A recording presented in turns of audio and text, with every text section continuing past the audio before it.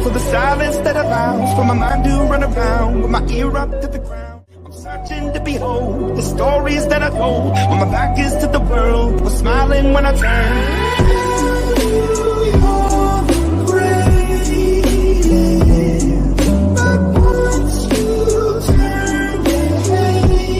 Just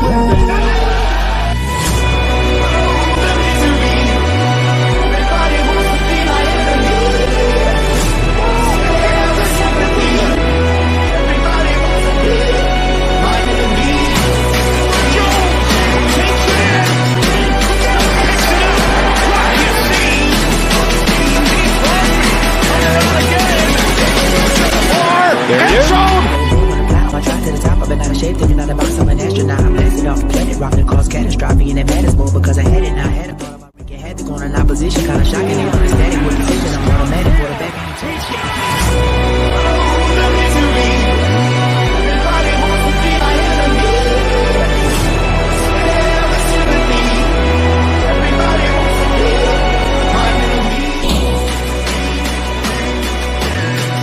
Death Star.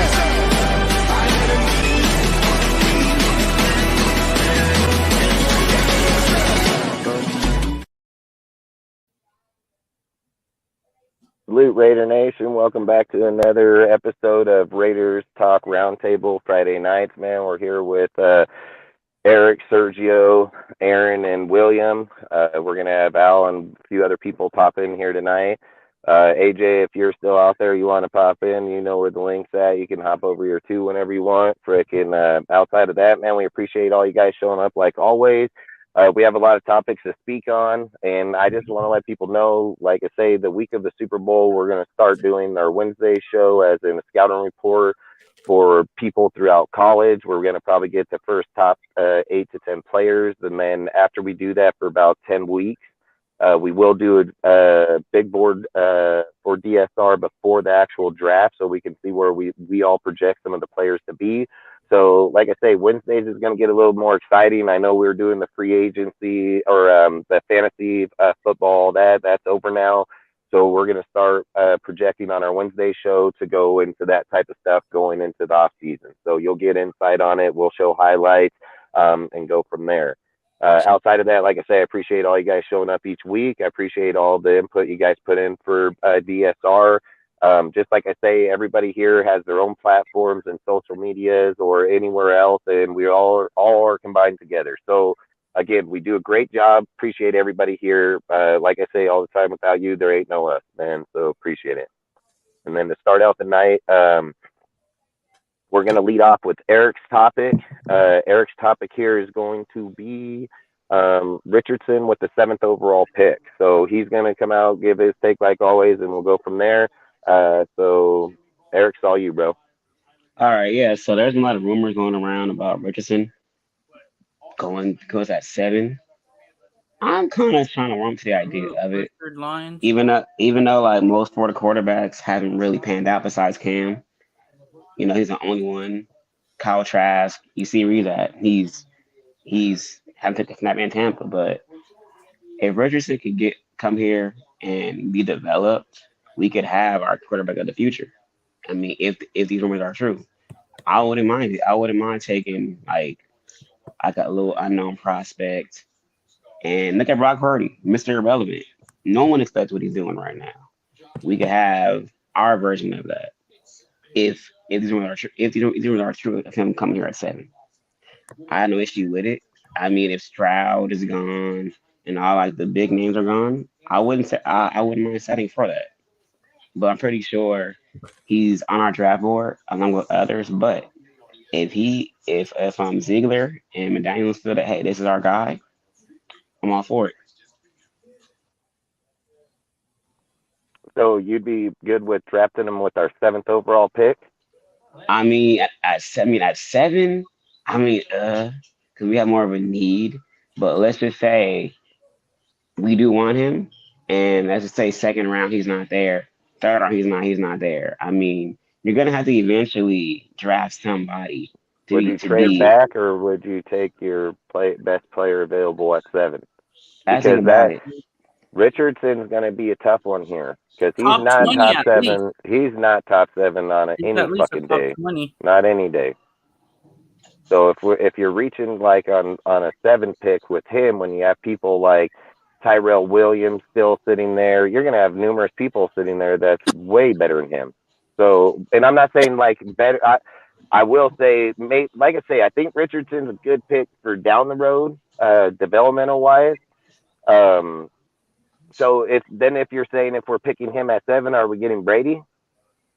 That's my thing about it. Like how I was talking to Cortez about it. I was like, if that is the plan to draft a QB, have Brady come, and then have him be the understudy, like like the mentor. Then if that's your plan, then sure, because Brady's not gonna play here for 5, 6, 10 years. He's probably here for a good 1 or 2, and you're gonna need somebody to truly be the new face of the team, especially with Carr leaving. Like you're gonna have something to have your future for, because you still got Tay for 4 years. You still got Renfro, still got Wall, still got Jacobs. You're gonna need somebody to be the new face, and if that's the plan, then sure. But if not, you got something in place. Because sure, let's just say he steps to the second, even better, or the third, even better. I'm just saying, have a plan in place for Brady. Like don't be like the Steelers do, and you wait till Big Ben is on his last leg to finally get Pickett to replace him. Like, I don't want a situation like that. I'm saying is have a plan A, B, C, D, E, F all in line if Brady does come. And for my opinion, I think we could trade back, get some capital, and like get him like if we could trade back to the 15th pick. He's like in the top 20 pick. Yeah. And the other thing is, it may be a smoke screen. Hey, salute, Al. Because Appreciate you, bro. we may be looking Salute, at their fellas. alignment, but just telling the quarter or just acting like we're gonna take Richardson to throw off other teams that really like Richardson. No. Dude, the I only don't know thing why we were then- smoke and screen then it goes Richardson. back- Richardson's not top 10 quarterback. So I don't know why people. Hey, And then Dustin, to you go know why back they to like that- Richardson? Hey, Cortez, you know why people And to like go back, Richardson? that's Josh McDaniels took a Florida quarterback before too. Tim Tim Tebow. Tebow. Yeah, So- Tim Tebow. Hey guys, like no jokes aside, I think people like Richardson because AR-15 sounds cool. Like I'm actually like not joking. Hey, Like I do people sound like hard. Richardson. It sounds We're not drafting a guy because of his name, man. Like, we can't do that. Yeah, like absolutely. We should. So now here's a question I want to ask all of you, and we're not getting off the Richardson talk, just so you know. This is another thing that intertwines with it. One, Richardson, you're going to trade back. There's no doubt. There's no way you would value that 7th pick for him. No. So there's just no way. There's going to be way more better value on the board defensively, even offensively. I mean, come on, let's be real. If Addison's on the board, I would take Addison over fucking AR-15 right this second. So long story short is, now here's another deal. Would you trade back to pick up draft capital in AR-15, or would you trade up to the 3rd and get Stroud? You know where I'm at, Dustin. I'm a CJ Stroud fan, so I would do a trade up to Arizona, like we've been talking about, to get CJ Stroud. The Raiders quarterback. He's not a guy that needs all the developing that Richardson needs. I'm not saying Richardson's a bad quarterback, but Richardson is, if we were in a position that we just wanted to wait on a quarterback for 3 years. I'm not really going to sit here and wait 3 years for AR-15 to look maybe good. He's too big of a question mark to say I'm taking him in the top 10, the top 12. I think if you have the ability to get Stroud, and Arizona's like, come get the number 3rd pick, I would do it. Just fucking do it. The thing is, and I know, I think we did the draft exchange for him. Ohio State fan, like you know the stuff about CJ Stroud. And I think we did and we know that this draft ain't for real, and it's close. It just gives you an idea. They're basically saying from our position to the 3rd position would be a 1st, 2nd, and 3rd round pick. And would probably be a little more just because of the fact of the need and maybe the Colts pushing on it. So you're going to have to do a little bit more. So what I would say is So look, I just want to say this. Like, I feel like Brady is going to hinder our team massively. And I'm gonna tell you why. It ain't nothing personal. It ain't about the quarterback. It ain't about shit. It's about where the cap and where the team is going to be. Josh and them have 4 years, dude. Ziegler and Josh have 4 years to prove where they need to be. So they go and get Brady, man. You're already hurting in the cap. You're going to deplete your whole entire team just so you can make up extra cap money, because that's what you have to do. Is you're going to have to create cap space, and the only way to create cap space is either offload contracts or get rid of every motherfucker and rebuild from the ground up under your cap value of individual players. Which I've already said. Look at Hall. Look at people. They're getting good players at $1 million. So I can see this happening for sure. But the thing is that I feel if you have Brady on the roster and you draft a quarterback and go that route, it would be okay to me. But I still think Brady hurts you, because you're looking at Brady for 1 to 2 years. You just drafted a quarterback that's probably 2 years away. You're going to probably do him just like you did Trey Lance over with the Niners. So he's going to sit there, learn the system. Something happens to Brady, he can hop in next year. But the idea is you're not going to see him for 3 years. Then the idea is that's the 4th year of their contract. That's the 4th year of Josh and Ziegler's contract. So it's show up or show out at that point, because Brady's probably leaving and this guy got to come out and perform at a high level, because if Brady don't get a Super Bowl, which I'll bet he doesn't, and it's not personal, it's that we won't have the defense, we won't have the money to build the team. It's nothing to do about, oh, Brady the GOAT. Listen, the money's not there. So at that point, it's going to be a lot harder to be able to pick up the players that people keep saying. They're like, well, we can bring in players. We can bring in veterans. You got to have money to get those veterans. See, Tampa Bay, they were able to go get 8 of them because they had $80 million. What do we get? One? We get one because we have 27, 30. You know, if you cut Carr and then you give the money to Brady, you have still the same amount of money. Yeah. So to me, I think it makes more sense to sign Stenham. Dude, he threw 153 with fucking Devontae Adams with against the Niners. So it's not like that. The dude just got beat up.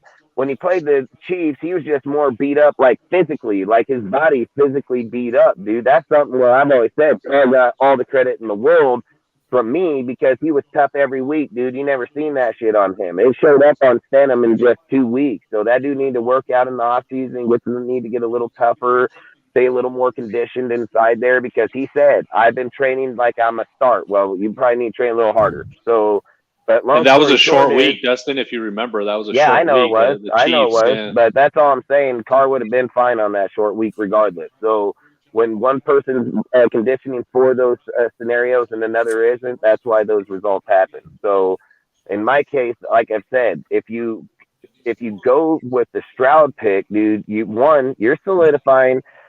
You're not guessing. Like, you're not gonna guess that is Richardson the guy. Like, Stroud is the guy. There's no fucking doubt about it. The dude got a phenomenal arm, great pocket presence. We all sat here, watched the videos on him.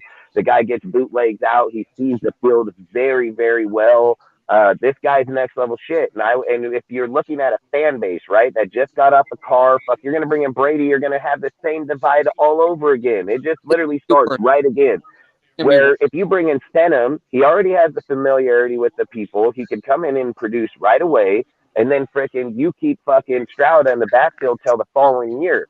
Now, in 2 years from then, you're going into to Josh's and frickin' Ziegler's contract. Wouldn't it look better that you just got Stroud, on your second year in, and by year 3 now you're in playoffs, you're winning fucking team. You're not going through the transaction of, God damn, we have to cut Brady here and then we got to refind again. He already refound it. He's building it right now. I think that looks better on your resume when you're doing stuff like that, because it shows, 1, the development. 2 is that you were able to pull it off over that time span, not only do it at that, but again, what is every winning team have right now? Every winning team right now has a fucking young quarterback, dude. Young drafted quarterback, dude. Like, and not only that, they're mobile and they can throw the ball on the fucking go.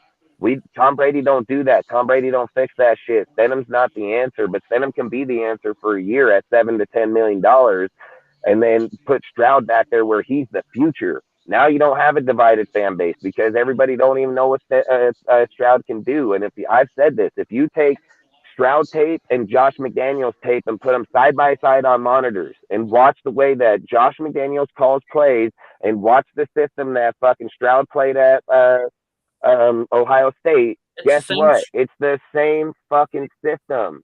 Josh is not changing for a player. This is where Richardson's going to become a problem.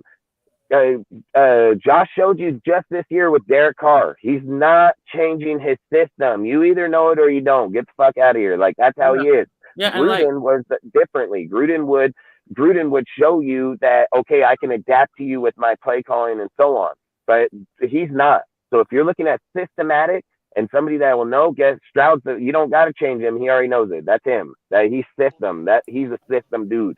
That's why I think Ziegler and all them been scouting that fool hella hard, dude. Like, he's been scouted hella hard numerous times. And look who's been there. Our assistant GMs, Dave Ziegler. Our scouts have been always to Ohio State to watch.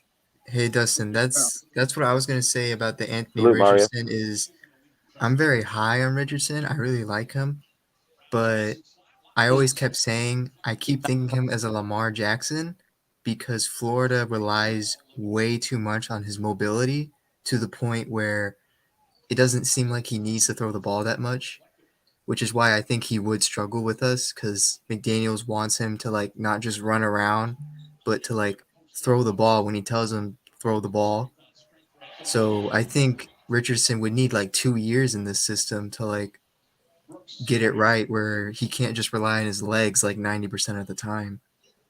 And I don't know if we want a Lamar-type player anyways. Yeah. I don't think we want a Lamar-type player anyways with Devontae and Waller and these dudes over here. There's one thing when he's using his legs to get to the first or this fucking guy's going to fucking every time he hikes the ball, he's going to go, oh, see you later, fucking take off. You know, like, that's not going to be good for us.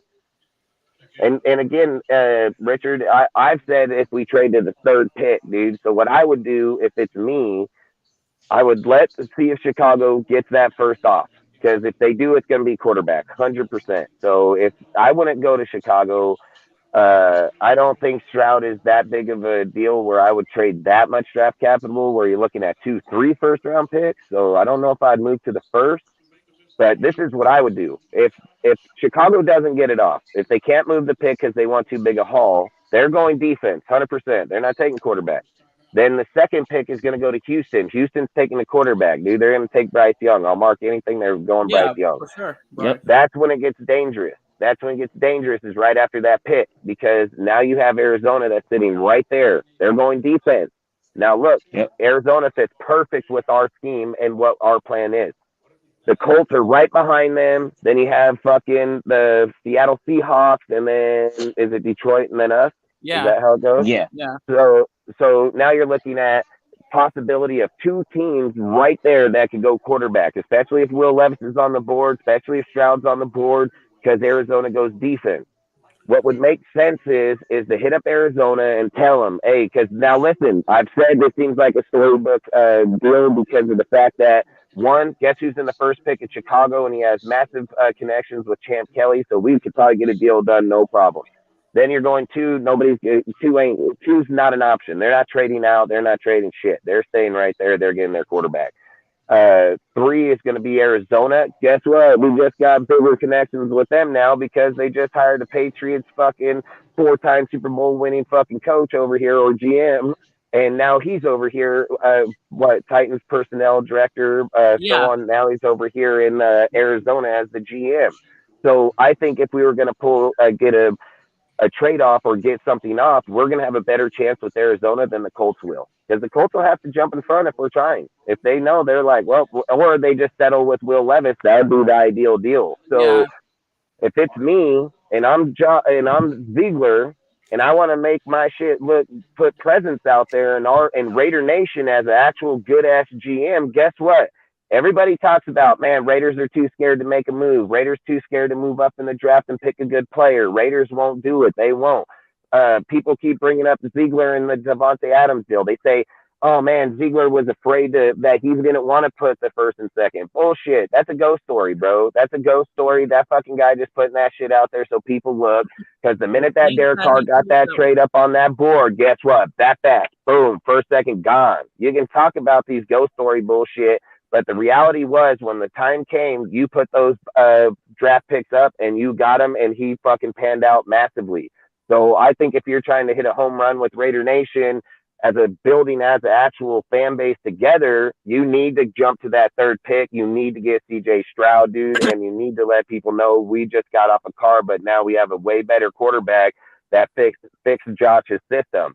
And you're going to have these fake ass fans, dude, that are going to ride Tom Brady. I guarantee it. And I'm not saying that a dude's a fake fan if they're a real Raider fan and want Brady here. I don't mean it like that. What I mean it is you have these fake ass Raider fucking fans that fucking hop up over here because they have an insight that Brady may be coming here, and they're not Raider fans, they're fucking Brady fans. That's what they are. They're going to start talking that bullshit and whatever. Great. I don't care. But real fans of me, I'd rather not have a Super Bowl with him wearing our jersey. And I don't want him wearing a 12, and I don't want him in our colors here. I don't give a fuck. And if that means we don't get a Super Bowl, then so be it. But until somebody can prove to me that you have evidence that it's 100% guarantee he comes here and wins the Super Bowl, then it's just bullshit talk. That's all it is. It's just hypothetical, hoping that, well, if he comes, we're winning. No, it's not. No, it's not. Fool was over in Tampa, got his ass beat, weak ass division, 8-9. Fuck, dude. No, hell no. Not even going there. QBR was below 50. No, hell no. So I'm not going that route. I look at everything of Tom. I look at everything down that deal. Tom needs way more to build this team than Stenham will. Stenham's mobility. He has a fast progression check down, and he moves really quick out of that pocket. We build up that line a little bit better, give him a little bit more time, and guess what? He don't get bull rush like he did in Kansas City. So I think Stenham has a lot of capability. I just think he needs a more solidified line where we don't change it 20 times throughout the season. So to me, fuck Brady. I'd rather go quarterback, and that's my take on it. And I would say I don't think that Brady is going to leave Tampa after what happened yesterday. They fired the whole squad, bro. The whole squad. Bro, first Bruce Arians and now the offensive coordinator. You know Shannon Sharp? Dude, it's not the offensive coordinator. You guys did see they fired the whole entire offense and defensive crew. Yeah. The whole deal. Even the guys, so the quarterback coach and all them that stayed, they retired because they cut so many people across there. They fucking retired. They were like, yep, we ain't doing that. Dustin, you know Shannon Sharp called out Tom Brady that he doesn't want to admit defeat, so he's having everyone else be fired. Yeah. It's true. Listen, I'm not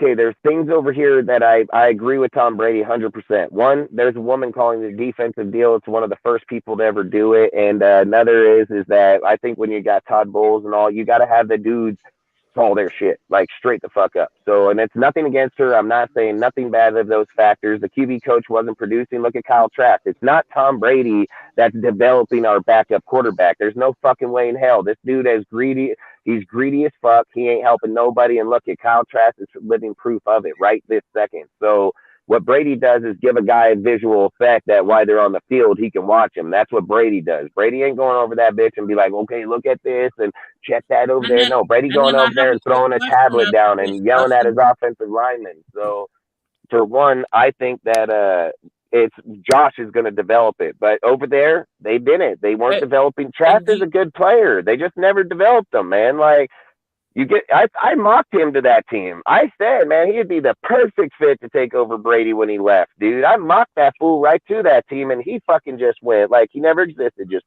right the fuck off. Hey, Dustin, I have a quick question, though. How do you feel about our quarterback coach? Bo Hargraves, isn't it, or something? It's Josh McDaniels at the end of the day when you're looking at our quarterback coach. It's no different than Gruden. Yeah, fuck 100%. Just like motherfucking Mick Lombardi is too. Yep. I mean, listen, there's guys like these dudes that are like Gruden and they're fucking Josh. They put these guys in there, but the ones developing, it's Josh's system. Josh is the one that's going to be relaying that information to him. You think that when they go and draft Stroud, if they do, that it's going to be the quarterback? No, it's going to be Josh over there on the sideline fucking telling him, this is why we did this. This is what you're looking at. This is why they went through the progression. This is why it's Josh's shit. He needs him to visualize it just like Josh sees it when he writes it out. So that it's not going to be this other guy. That other guy ain't doing it. That dude just came along here. He wasn't with them over there. So you're too much information to relay in too short of a time. So it's Josh, 100% Josh. No doubt about it. That's all I just wanted to ask. Just wanted your input on that. Yeah, and that's all I just say is that in this deal, we need to build for the future. We don't need to put a Band-Aid on. Like, we need to stop talking about shit like that. We need to quit fucking saying, like, hey, we'll settle with mediocre. We'll settle with weak-ass fucking players and say that they're good because that's our best player. Like, we got to quit doing that shit. If Josh and them, I have strong faith in Josh's system. I don't have faith in Graham. I have faith in Josh's system because of the fact Josh has put up the points already right now in the season. He proved that he has the fucking game scheme to do it. Does he have the people that can put up the points? You know, like, I've said even in my post on Instagram, just fucking around and all, but I would go quarterback and try to trade for DeAndre Hopkins, like straight the fuck up, dude. Like, motherfuckers talking about not scoring points in the second half. We got him and Adams. We scoring points for sure. That's Brandy. That's fucking Tim Brown, Jerry Rice all over. But these dudes at 30, both of them, like that'd be fucking insane. But these are guys I'm that just saying 40s. Yeah, exactly. And I'm just saying, like, I think we need to we need to pull the Band-Aid off, open the stitches up, clean that shit out right, cut out the fucking fat, re-stitch that shit back up, and fucking put ointment on it and let that bitch breathe. Like, we need to do it right. Like, we need to go into this team in the offseason. We need to say, Derek Carr, we already know we ain't trading you 15. Boom, you're done. Fuck, you're not here. We're not getting no draft for you. So you fucked the pooch on that one, but they didn't. They got Devontae here, which is the new face, so they did what they needed to do to get that done. But they got to look at it that, hey, we know we're not getting capped. Let's just not entertain it. Derek's not going to let it happen. Not happening. So it doesn't matter. And outside of that, you need to go by what we have on the table. If you bring Tom Brady, you're getting Gronk, because Gronk's already said that he come out of retirement, especially to Vegas, for fucking Tom Brady. So you're getting Gronk and him. That means you got $30 million. Now it's really $40 million. So people say, like, oh, let's sign Josh. You can't sign Josh with Gronk and Brady. You can sign Josh with Stenham and fucking Stroud, like, or Levis, whatever they end up. But it does seem like Ziegler is already having contract talks with Jacobs. They're gonna try. You bet your ass they're gonna try about getting one done, or fucking if they don't get it done and they know they're gonna be at a wall. It's franchise tag, and who the fuck? What are you going to give me for this motherfucker? That's what the next conversation. Because I keep saying this, people need to quit looking at the player anymore. Because listen, I've been told on my Instagram, I've been told on my Facebook and my Twitter that you don't trade away players like him at where they are. Maybe you don't know the Raider history, because we fucking done that like numerous fucking times to build our fucking teams. Trade away prime players in their fucking time, dude. So it's not the first time we would ever do it. This is where Jacobs is different. One, we are at a $27 million cap line, period. That's bottom line. We're 27. We'll be at 28.5 when we cut Carr. So because we already rolled over 6.6, and by the time we give the 5.6, we'll be at 28.5. So we have 28.5 million. The best part about the Jacobs contract is that if you get a deal worked at around 10, that's where you want to be. I don't think we can give him 13 million. Like, 13 million is a lot of money to him. And especially in a no tax state, dude, like that's going to be a lot in my personal opinion. So there's no way I would fucking go 13 million. Just no way. It's got to be around 10 million. But Jacobs probably ain't going to do it, because there's going to be other teams out there. They're like, hey, bro, we'll give you fucking 13 or 15 million. Like, we need you over here. So where I think the Raiders are in the prime position is, one, we don't have the cap, and he's not under contract. So if you franchise tag him, we put a tag. The team over here accepts that they want to trade for him. Now we got free draft cap. We didn't even have a contract on the motherfucker, and we just picked up free draft cap and shipped his ass off, because now the other team negotiates a contract with him, and then he agrees to that contract and then goes over there. No longer on the franchise tag. We get our shit back, the end. Like, we basically, all we did was take borrowed money and turned it into a fucking first round pick or a second round pick. I think when you're at certain crucial points, you can't have every player to be the best. Like, you can't, dude. And if you're trying to build for your team, what makes more sense is to get that first or second round draft pick, because Ziegler and them have proven that they are going to draft, and they have studied this. They've been all over the place. Like, I'm excited for their draft class this year and see where they're at. So I would be 100% fine if they got a first or second off of Jacobs. We have Sincere McCormick right in the roster, dude. That's with back-to-back 1,400 yards, monster-ass fucking kid. Brenton, Zeus, fucking Hulk, fucking Amir, fucking Yak Johnson. I mean, you still have a plethora of fucking backs back there. And I believe they believe anybody can probably run in that system and get 1,000 yards. I've said this numerous times that I believe we don't need a 2,000-yard back like Jacobs. I think it's cool that he went and got it. I think when you're running 1,800 yards as one individual, you're risking way bigger injuries down the road. I think if you're rolling on all systems with the offense and the wide receivers, tight ends, and halfbacks, your halfback should be somewhere around 1,000 to 1,200 yards. That's productive, and that's at a high level to be a very productive teammate. That's what it's about. It's a teammate, because when you look back at it and you say, okay, he's got 15, great. We had two players that have over 1,500 yards, Adams and him, and we only won 6 fucking games. So they didn't go game change shit. Hey, Dustin, what would you pay Jocko Johnson? What would you pay him? I don't know. I'd have to see his contract first. I don't know what he's getting paid right now. This year. Well, I don't know what he's getting paid right now or what he got paid before. And I don't know Yak Johnson. Yeah. The fullback. I mean, I think he would take like 2 million, 2.5, but I don't know. I honestly don't like that guy, that fullback, primarily for this reason, guys. Whenever he lines up, it's an obvious situation that it's going to be a run situation. I believe it's like a 70 to 75% chance that it's a run. He doesn't catch and he doesn't run the ball. Whereas when we had Alec Ingold the past couple of years before him, Ingold could catch the ball out of the backfield and he ran it from time to time. And Jakob Johnson doesn't offer that threat. So I'd like a fullback who could block. I mean, he's a damn good blocker, don't get me wrong, but that's all he does. And I'd like a fullback that's a little bit more well-rounded than that guy. Man, I prefer because defenses know, hey, Jakob's in, it's gonna be a fucking run. It's gonna be a run play pretty much. But they did throw some passes to him, and he did catch some. I think they literally threw like 2 passes, Cortez, like in the entire season, and I think it was like towards the end, and that was it. But he's part of. He's been with Josh McDaniels since his career started, and I mean, the thing that's good about him is that, like you said, he's like he's just like a Waller, in my opinion.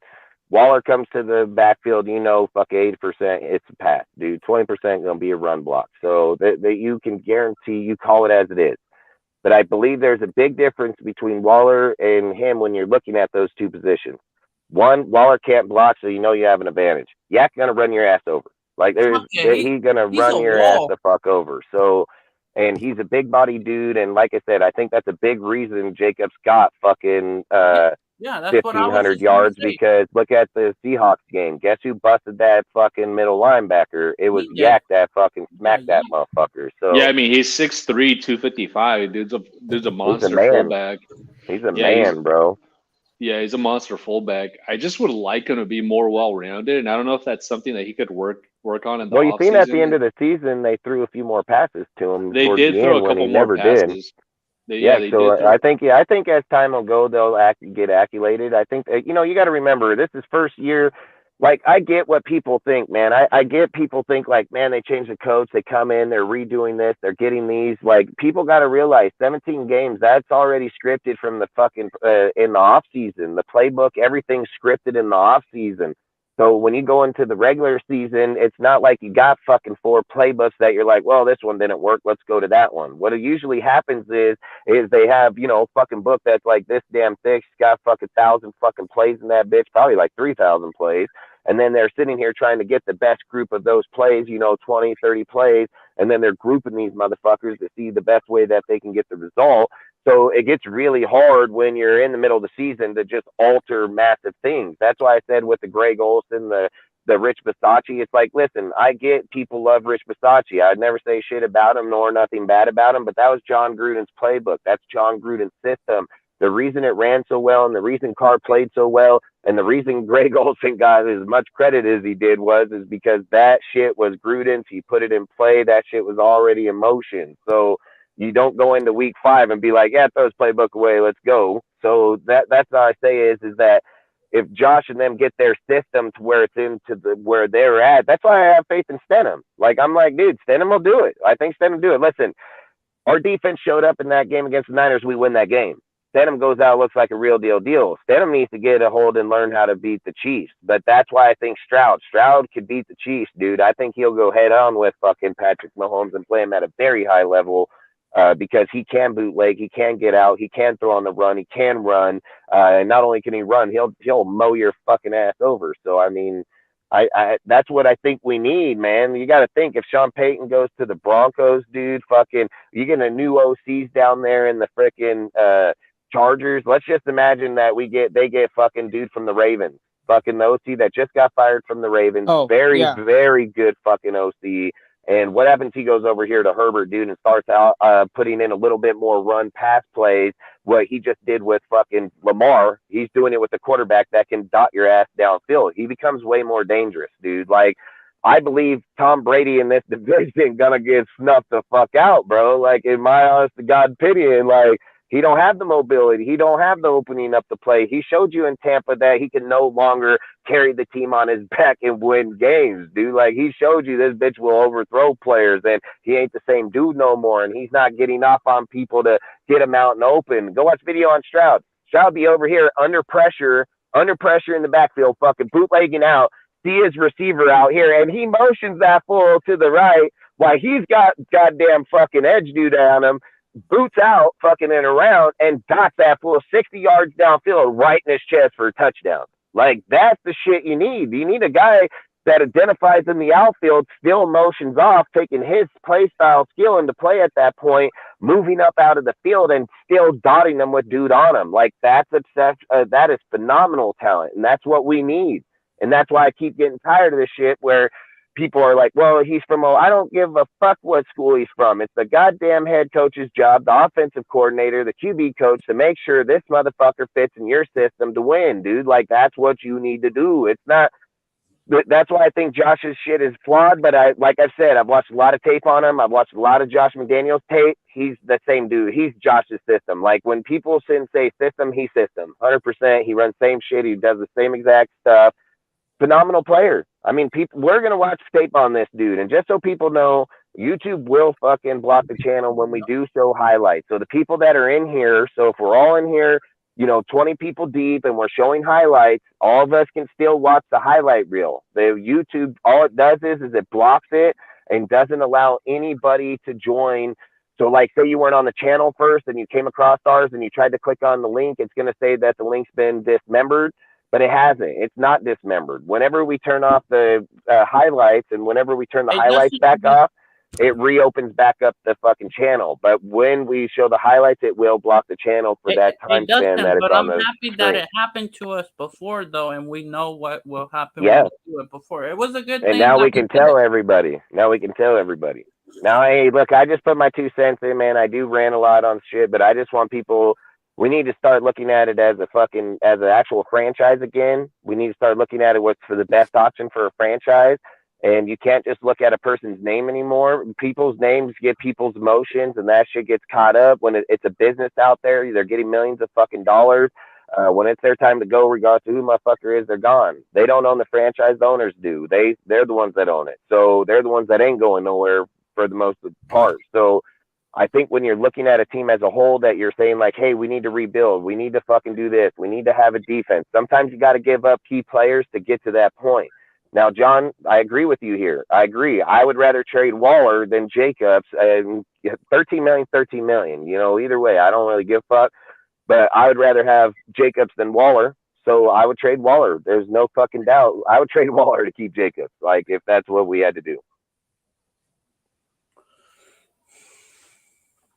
You guys feel free to speak on that topic, what we were just talking on. I mean, fuck, I've been talking in a minute. So which one? The basically, AR-15 one? No. What's the next? We were talking on the AR-15 one, but we were freaking. What's Eric's? Oh, I was talking. It was. I brought up the fact of trading for the Stroud. So if any of you guys want to comment on that, we can move on to the next topic afterwards. So whoever feels we want to comment. Spoke. Or L Ghost hasn't. I don't think. Who? Go L Ghost. Me, no, dude. Like, I mean, I'm in the same boat as Dustin in terms of what to do with the quarterback position. I'd roll with Stiddy and then draft a young QB. I think that's the recipe for success. I don't think TB12 is going to magically wave his wand and make us a playoff team. I don't think that he's the solution. I think he'll also demand to get paid, but like most importantly, like the guy's play has taken a drastic dip, and you saw that in the playoff game against the Cowboys. He was throwing some wiffle balls out there that were just like not even soaring through the air. They were just sort of like wobbly through the air, overthrowing, underthrowing. And so I just don't think that he's the guy, that he's the solution. The only thing that concerns me is if fucking Mark Davis has a crush on this dude and really wants him on the team. That's the only thing that, that causes like some concern to me. But hopefully Ziegler and McDaniels are able to tell Davis, like, hey, this isn't the guy. If we're trying to build this shit the right way, we need to get, a young quarterback. And fucking Stiddy played well, dude. He played well in the last two games, especially against the number one ranked defense in the Niners. I think he's earned the opportunity to get a start. I mean, how long does a guy need to sit? I mean, he's been sitting since 2019, 2020, 2021, 2022. Like it's been a while. You gotta take the training wheels off that shit and let that shit ride. So I feel like it's Stiddy's time. Like the guy's been waiting for a long time, and you could just tell like the hunger that the guy had in his eyes when he took the field against the Niners. He's a mobile guy, which I like, which means that the offensive line doesn't have to be great. He could get he could evade sacks, evade pressure. He seems to have a pretty good arm. I mean, it's definitely not an elite arm, which is why he got drafted in the 4th round, but it's good enough to make most of the throws down the field. And the fucker could scramble. Like he could make those, off schedule plays, which I think are all too important. And as you guys know, like I was a Carr guy, but my biggest critique of Carr was his difficulty in making the off schedule play. He was not good at that. And that's a weakness that he always had. But I think Stiddy actually has that as a strength, and the dude's got some moxie. Like he doesn't go down easy. When he was scrambling towards the sideline, when he was in that scramble drill with Devontae against the Niners, and he just dotted him down the field as he was getting slammed in the face with like blood in his face and shit. Like, that tells you something about his. He's got good accuracy too, dude. He's got fucking Devontae right on the corner of the end zone. He's the legit way, right on it. He's got good accuracy. I think he's so smart. Look, that's something I want people, when people look up Stroud, okay, this is something I want them to look up because this is a very big feature in what he does, and he does it at a very high level. And he does it better than a lot of people even thought about doing in the NFL. Stroud is very good in his bootlegs. So when Stroud bootlegs off, the thing that he likes to do the most is run straight to the sideline. And when he gets to the sideline, he looks straight down that sideline to his receiver in the fucking end zone that's right on that line, like this fucking close, and he will dot that bitch on it. And he's done it numerous times in his career. And I say, watch tape and watch him do that, dude. He will bleed 3 fucking defenders to his receiver right on the edge of that. Like I've always said, when you're in the middle of the field's this big. The closer you get to the sideline, that's how big the field gets. It gets very narrow. And when you're on that sideline throwing down 40 yards to the end zone, it's like taking a piece of paper, dude, and sticking it between 2 fucking bricks. It's very fucking tight, probably ain't gonna fit, and he does it very well. So I just say, when you're looking at his tape and you want to evaluate and see why I think he's the best, evaluate Josh's play calling, the way that he calls, evaluate Stroud with the way that he produces in that system. The system mimics ours. I mean, fucking spitting image. So, and he has a phenomenal arm. Just look at this fool dropping 70-yard bombs, just dotting dudes. Just dot him. Fuck it right in the chest. Oh, right out in front of him, right here. Beautiful. I mean, you see dudes like that with Devontae. Passes like that are going to the fucking house, like straight to the house. So I think his Stroud is every bit worth trading up, dude, and giving the picks for and rolling with Denham. Like, I swear to God, I hope that's what we do. So I agree. I think yeah, and what I like about Stroud is like he's mobile. He could do the bootlegs. He could do the scramble drills. But ultimately, like Mahomes, he's actually a throw first quarterback, run second, and that's the biggest beef that I have with AR-15. Like AR-15 is primarily a run first quarterback, and those guys, if you look at the history of the NFL, run first quarterbacks like don't win Super Bowls, guys. Like they could win you games and get you to the playoffs, but in terms of getting you the ultimate prize, run first quarterbacks have a ceiling because ultimately, like I was taught like early on as a kid as I was learning about football, it's gonna be third and long at some point. It's gonna be third and long at some point, and you're either gonna be able to dot that bitch, as Dustin says, or you're gonna try to scramble and run for 20, which is possible if you have the talent and speed of a Lamar Jackson, but it's much harder to do that as opposed to be dotting fools down the field. So I've been taught a long time ago, guys, like quarterbacks make their money on third down. That's where they make their money. And who gives you a better option at third down, a run first quarterback or a throw first quarterback? To me, it's obvious. Throw first quarterback. Not only that, if it's like third and long and defenders, like linebackers, are getting desperate to make sure you don't cross that first down, they're going to get desperate and try to knock the wind out of you. And since a linebacker is much more, say, like built than a quarterback, that's going to give you into a bad situation, probably get you injured. Yeah, which is no, why for a sure. lot of run first quarterbacks don't last that long.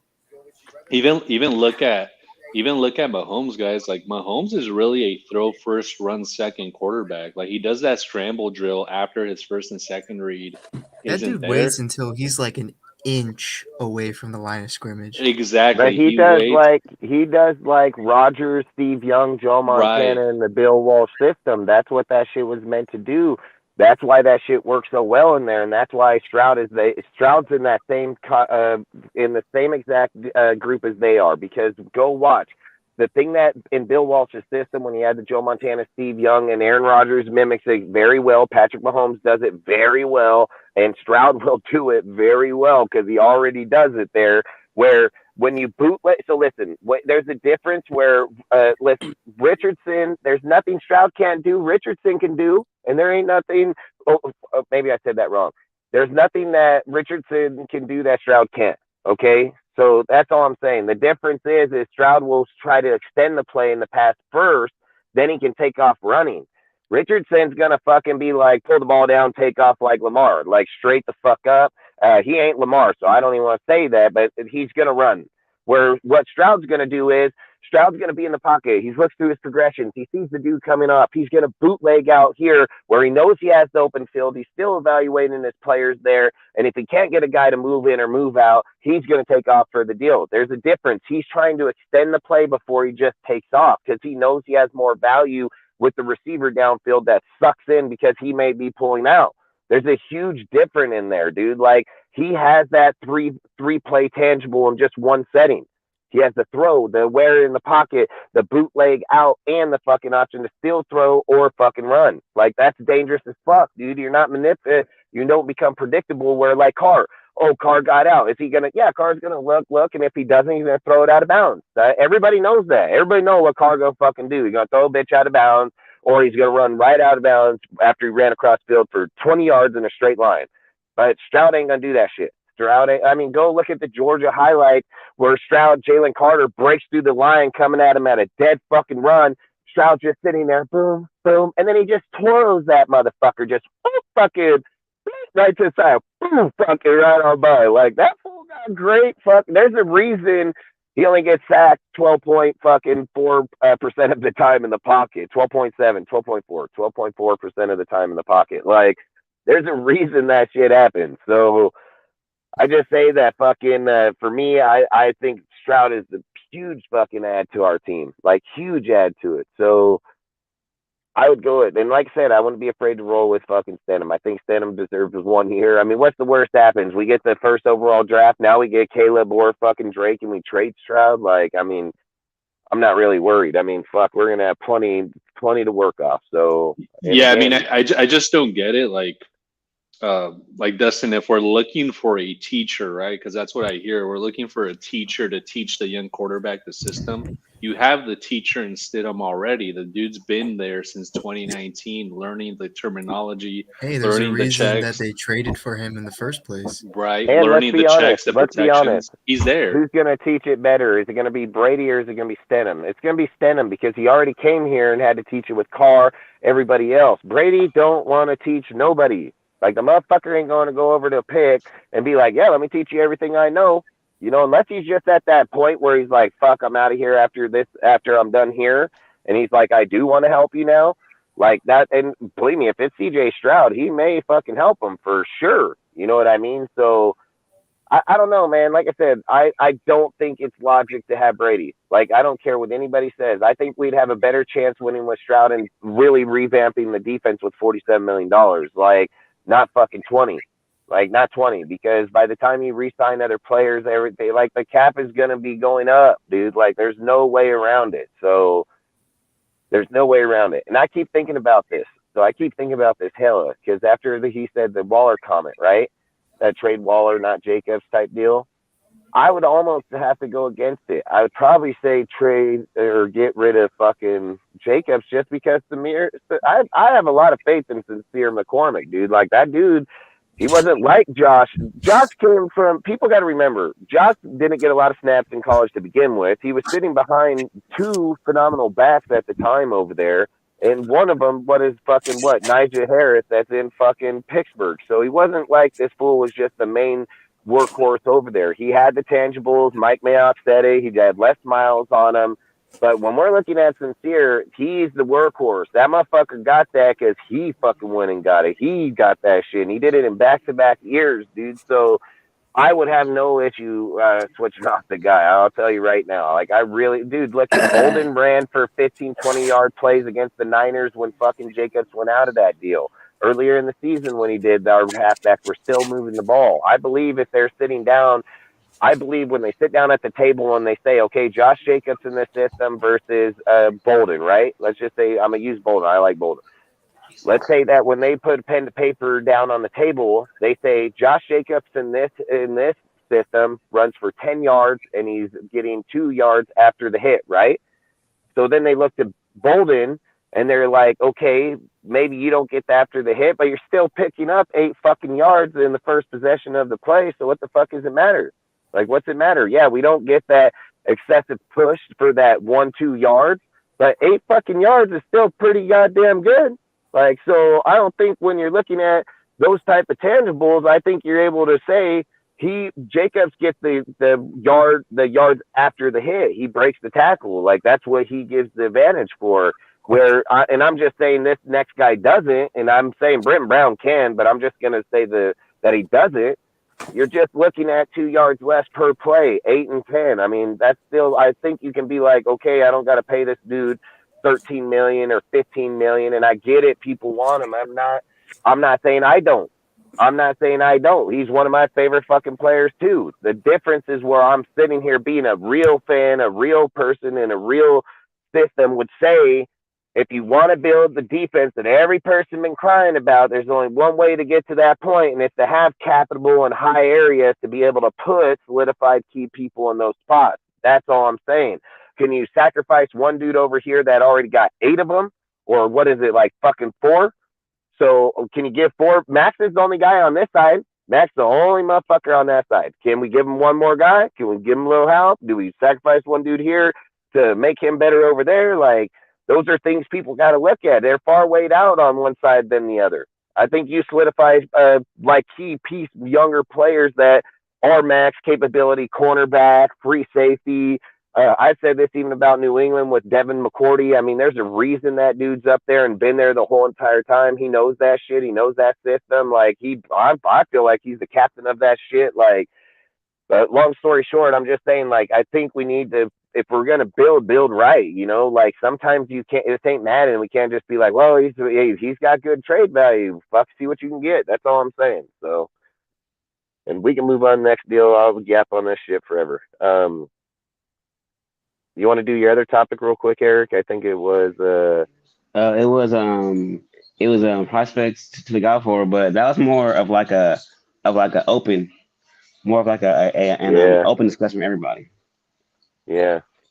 All right. So what is it? It's players to watch for in later rounds. Later rounds. So like of course we got to target the secondary, of course, because Hobbs can't do it by himself, and Max can't do it by himself, and then Cody Miller can't do it by himself. So it's always gonna be the big names everybody goes for, like the stars, but there's also the guys that be slipping through the cracks, like that, like the ones that went to the small schools and balled out, didn't get much chance. They come here and now they're stars. So I'm saying, like, especially with the Hula Bowl coming up, the Senior Bowl, there's gonna be a lot of prospects there. Matter of fact, Patrick Graham, isn't he gonna be at is it the Senior Bowl or is it the Reese He's Bowl? The fucking head coach at the Senior Bowl. Senior Bowl, so he'll have first. It's the Reese's one, isn't it? Isn't it the Reese's? I thought it was the Reese's. But isn't that the Senior Bowl, like seniors? Yeah. So it's weird. Yeah, Senior Bowl. So he'll have eyes on all these prospects. How the fuck did he get the head coach of all people? What the fuck, man? Hey, I don't know. But he'll have eyes on all possible prospects. So he'll have guys from FCS schools, FBS schools, all town, all over. So my thing is, I mean, hopefully he sees what this team needs and he picks the right guys to fit. Who do you think? Who are you looking at? Who's on your mind? I mean, offensive tackle, definitely. Cody Mack out of North Dakota State. He's projected to go between first and second. So here, let's do this, because this says later, right? Isn't that what that topic said? Was later rounds? Later rounds. So let's do this. Let's do this. 4 through 7. Is there anybody in the field that has been through mocks, been through things that you think could be a good ad between 4 and 7 that would make a difference for the team? And right now, trying to go all the mocks we did, because we did a lot of mocks on here. I'm trying to think. We had a lot of mocks. I think we had one. Skinner would be a good one if he fell to later round. Right, I'm trying to think who else we had on there. It was what was his name? He was from Washington. Remember? Forget his name. Is it the receiver or? No. It's because he's going back. Edge. Oh, fucking Cortez. What's his name, man? Fucking the Samoan. Yeah. Forget his name. ZTF. The Samoan for Washington, the edge player. He's going back to school. Yeah. ZTF. He stayed? Uh-huh. Oh, come on, man. You missed out on making you a few millions, man. Wow. I'm trying to think who else we had. Yeah, I just got connected. The only reason that I know these players are staying back because my uncle and cousin are Husky fans. They do not like Washington State. Well, I'm pretty sure Cam Ward that doesn't like him either, man. Mm-hmm. Much like us Trojan fans, we don't like the Bruins. Hey, to be honest, Cam Ward is my last quarterback. He would be my 8th quarterback to take. Well, he stayed. Did he? Yeah, like literally, like everyone here, and especially in San Antonio, thought he was gonna declare. No, he's staying one more year. But it's weird because his head coach went to go coach at North Texas. What's up, AJ? And he still stayed. So, like, if on this topic, it's going to be hard for me to speak on because I think we're going to dive into a little bit more right now in the next few weeks. So, I think for me, hold on. If I'm just being honest, like 4 through 7, thinking of a player that may fall that could be like, say it could be a 3rd and ends up in a 6th. In the 6th round, I would have to look into it more because I can't. I know a lot of players. I know a lot of them. But the thing is, we're doing mocks, man, and those mocks aren't accurate. Like, that's 100%. They're fun to do. They give you an idea to be able to evaluate players or see players. But for the most part, a lot of those players are in realistic ain't going to be in the spots we get them sometimes. Nowhere close. So, I mean, you're talking about a player that's been mocked numerous times in here that's a fucking 40 players off. No way. There's no way. So I think when you're doing simulators, honest, there's always these loopholes. But to me, I think and my safety in the third like round. I said, Skinner would be a good person to pick up that would be a really good add back to the team with speed, length, height, playability.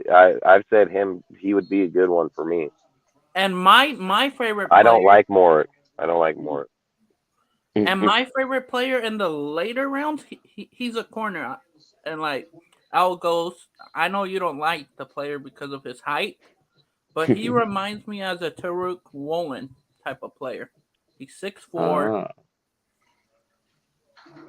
But he's fast too. He's got speed. He's got length. He's got the player type ability. So Justin, he does good. I think his name, I forget. Or like he's a good player. And then Skinner, what you were just talking, a third round pick. And yeah, that's what I'm saying. If he falls down, he would be a good one. Yeah.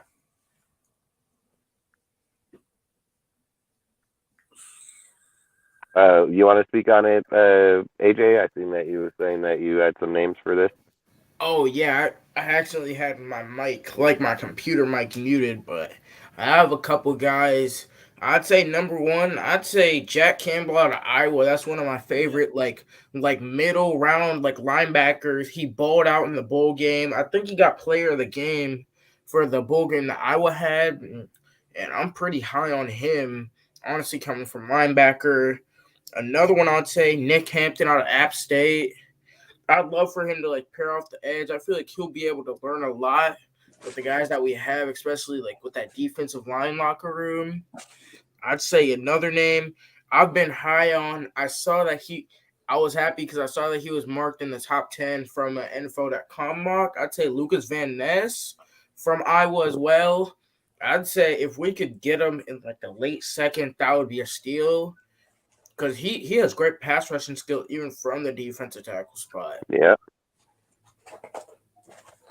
He does, and those are some good people, too, because, like you said, he has a lot of presence up the gut.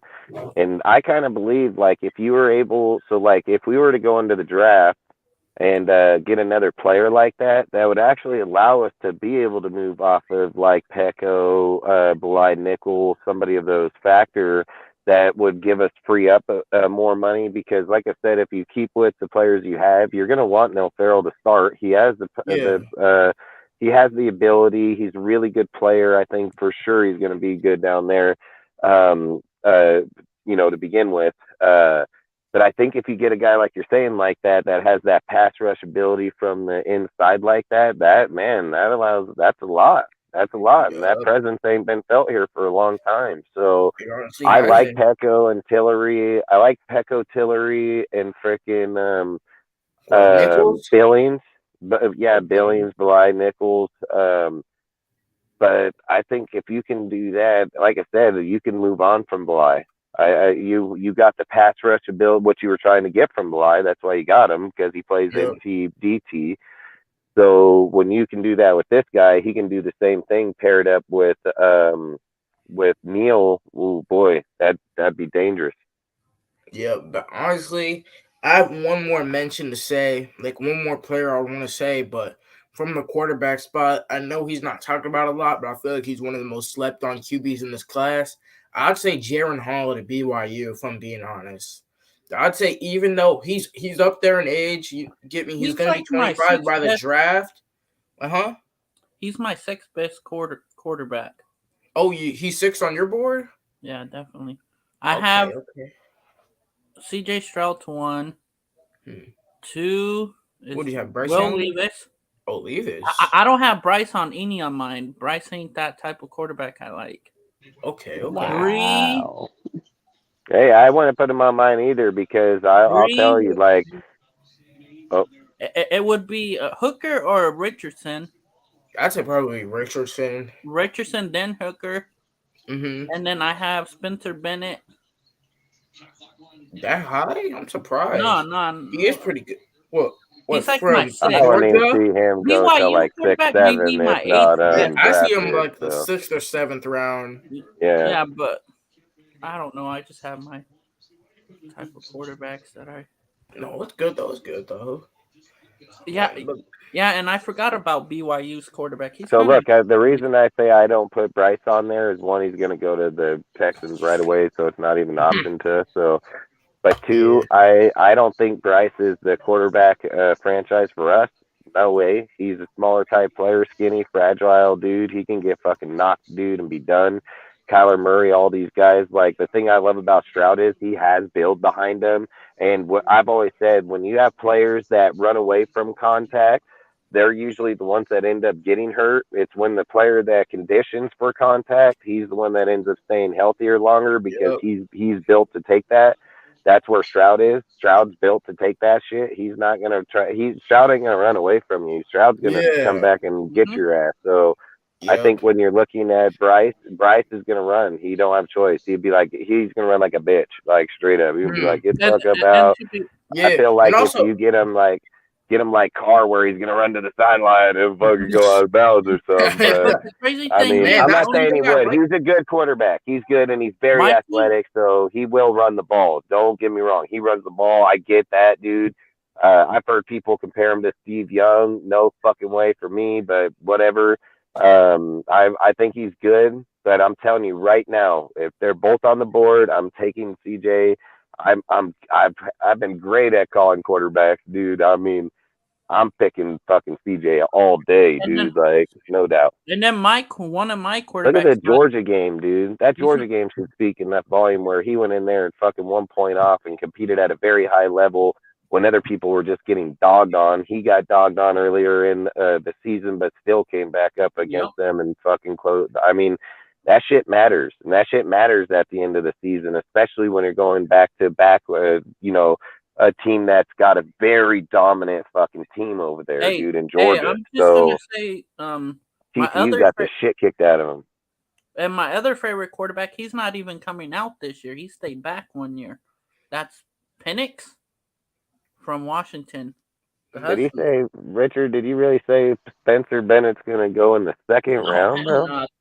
I don't know. I don't know. He's 25. I don't know. He's I don't know. Hey, somebody's gonna get Penix Jr. next year, and that kid's next year. Be a star.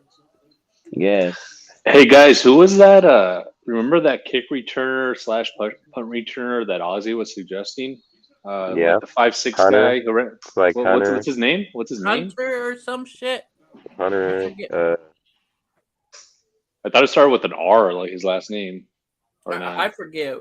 Wow. Hunter, Trey Hunter. He ran like a 4.29, I think. It was Trey Hunter, I think. I think it's Trey Hunter, if I remember right. You sure? Yeah, Trey. I'm not sure. I just said if I think right. It was. I think Tucker it was his last name. I think it's Trey Tucker. Yeah, Trey Tucker. Trey Tucker, dude. I think it's Trey Tucker. Yeah. Let me see. Man, this is crazy. Yeah, Trey Tucker, TRE, Trey. Hey, Tucker. like I'm not high on Drew Sanders. I'm not high on him. Spencer Bennett, to me, bro, I don't think he's going till 6, 7, maybe not at all. Yeah, like you gotta look at where that dude came from, how long he's been there. There's a lot of things where that guy is gonna get canceled out, man. Like, he's got to be like Jimmy, bro. He's got to go to New England Patriots. That's got a badass offensive line, great defense, or he's got to go to the Niners, badass offense, great defense. Like, he goes to a fucking weak team, he's gonna get ate alive. That dude's gonna get ate alive, straight up.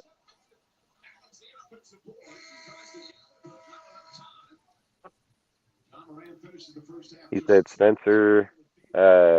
He said that, dude, but you guys already said that. I guess he don't come out till next year. Yeah, he's. I mean, you're gonna have a lot of people in the next years. I mean, fuck. Yeah. I think after next year, because you got Archie and all them coming in this year. Freaking dude, that's going to Tennessee. That's one badass quarterback too. Hey, Was it Nico Amaniata? I think.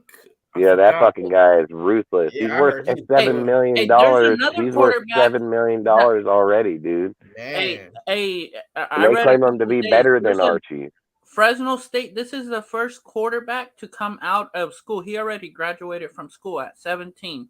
Since Derek Carr did it at Fresno State. He's from the Valley too. He's from Clovis West, I'm not mistaken. Who? And he forfeited the rest of his school to graduate and be on campus already to try and compete for the starting job. I forget his name. I gotta look him up. What are you talking about, Jake Hayner? I'm calling the recruit that got recruited to Fresno at 17. Okay. So the only reason I don't agree with this comment is because go look at his stats, bro. He's in Georgia. He's in Georgia. That guy fucking balling ass defense, dude. Yeah, they had fucking Davis and all them fucking dudes over there. And they got Walker. That system set up really, really good. Like that, the Georgia system, dude, with that coach is set up fucking nice as shit. But go look at his stats and stuff. Like I'm not taking Spencer. No way. I think, like I said, that team. I like Bo Nix a lot, bro. I mean, fuck, I know fucking over here. Eric don't like him, I'd take Bo Nix in a heartbeat, dude. Bo Nix gonna be crazy next year. He's gonna go farther in the draft next year. There's gonna be a lot of fucking good quarterbacks coming out next year, so. Like, I like him because he's an accurate motherfucker. I mean, everybody has bad games. I get it, dude. But fucking, he's a good, accurate quarterback. I would take him for sure. No, I get it, bro. I mean, fuck, I don't want Spencer either. I've heard people mock him to the second. You're not the first one that said it. I think if you're looking at it realistically with people like Hooker over Bennett, like, fuck, come on. I ain't even fuck conversation for me. I'm probably taking Hooker before I take Bennett any day of the week. So that's straight. I mean, you're looking at Richardson. I mean, there's a lot. People got to think. There's a lot of teams up in the beginning that are gonna should look for quarterbacks. But I also think when you have the players that are on the market at the moment that are going to be on the market, I don't know, you might fucking kind of extend back a little more on quarterbacks. Then where people, what I mean by that is where people are projecting 6 quarterbacks going in the first round, where you're really only getting 2, 3 because these are dudes that are franchised, where they're like, okay, let's wait on these guys because we might be able to pull a trade off with them. We might be able to sign them, the actual NFL player playing at a good level. And then if not, then you're like, okay, round 2, we can come back in and pick up a guy, or round 3. So I want to be surprised if you see a lot of quarterbacks in here fall back more than what people think. For next year's I don't think there's 6 quarterbacks that they're ready to go in the first round. Like, there's no way. Next year? No, next year's class. So Penix, I think he's gonna go like in the top 3 rounds. Oh, I was about to say the fucking first round is gonna be that shit gonna be Williams, Caleb Williams, and fucking Drake May. Like, that's how that shit going down. And then maybe he may be the 3rd quarterback off the board. I think he's talking about Spencer Rattler. I think. Wait, Richard, are you talking about Spencer Rattler? No, he's talking. He's talking about Bennett. Oh, Bennett, Spencer Bennett? He said that he doesn't spell his name like that. It doesn't matter. It doesn't matter. We know what he's talking about. He said Bennett. Oh, Bennett. Okay. Found to be a second round, but yeah, like I said, I've heard people mock him in the second. I mean, it's not unrealistic. Anything can happen depending on player, where somebody values a person. That's what it comes down to. I mean, Bill Belichick's done it numerous times where people say that dude should have been in later rounds and he's picked him up in the beginning rounds. I think it's when you meet with the player and see that he fits your need as that player, then yes, I wouldn't say that he wouldn't go there. But if I'm just being real about the quarterbacks on the team, there's no way I can see it. There's just no way. There's other guys that got way better talent that were in lesser schools and did more than this dude being in one of the best and doing less. So I just kind of see it. Pex Jr. is going to be a late first, maybe second round. That's what I said.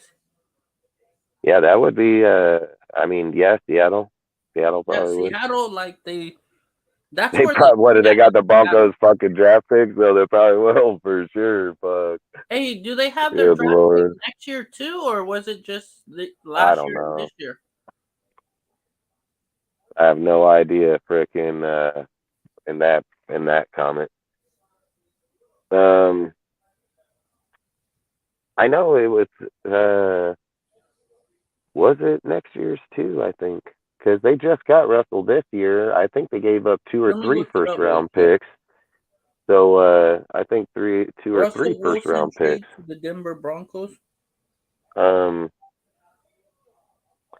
think they might have gave up 3. I think they gave up 2 or 3 first. So they traded Russell and the 4th. Like that. I think it was Russell in the 4th.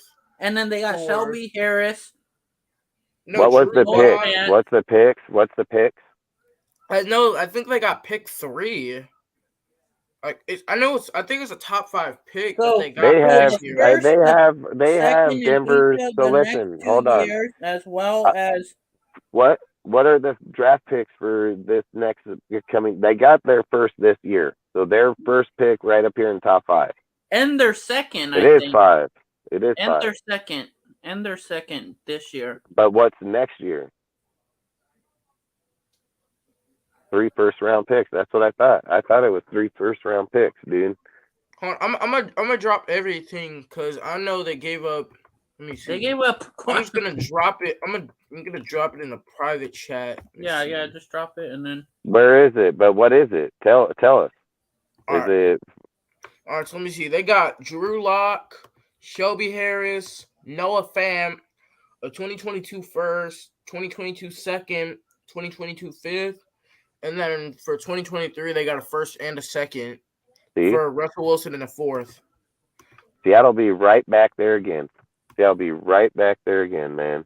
And to be honest, Seattle loves trading their first rounders too. Their picks. Al, we're gonna do your topics here in a second, all right? Just so you know.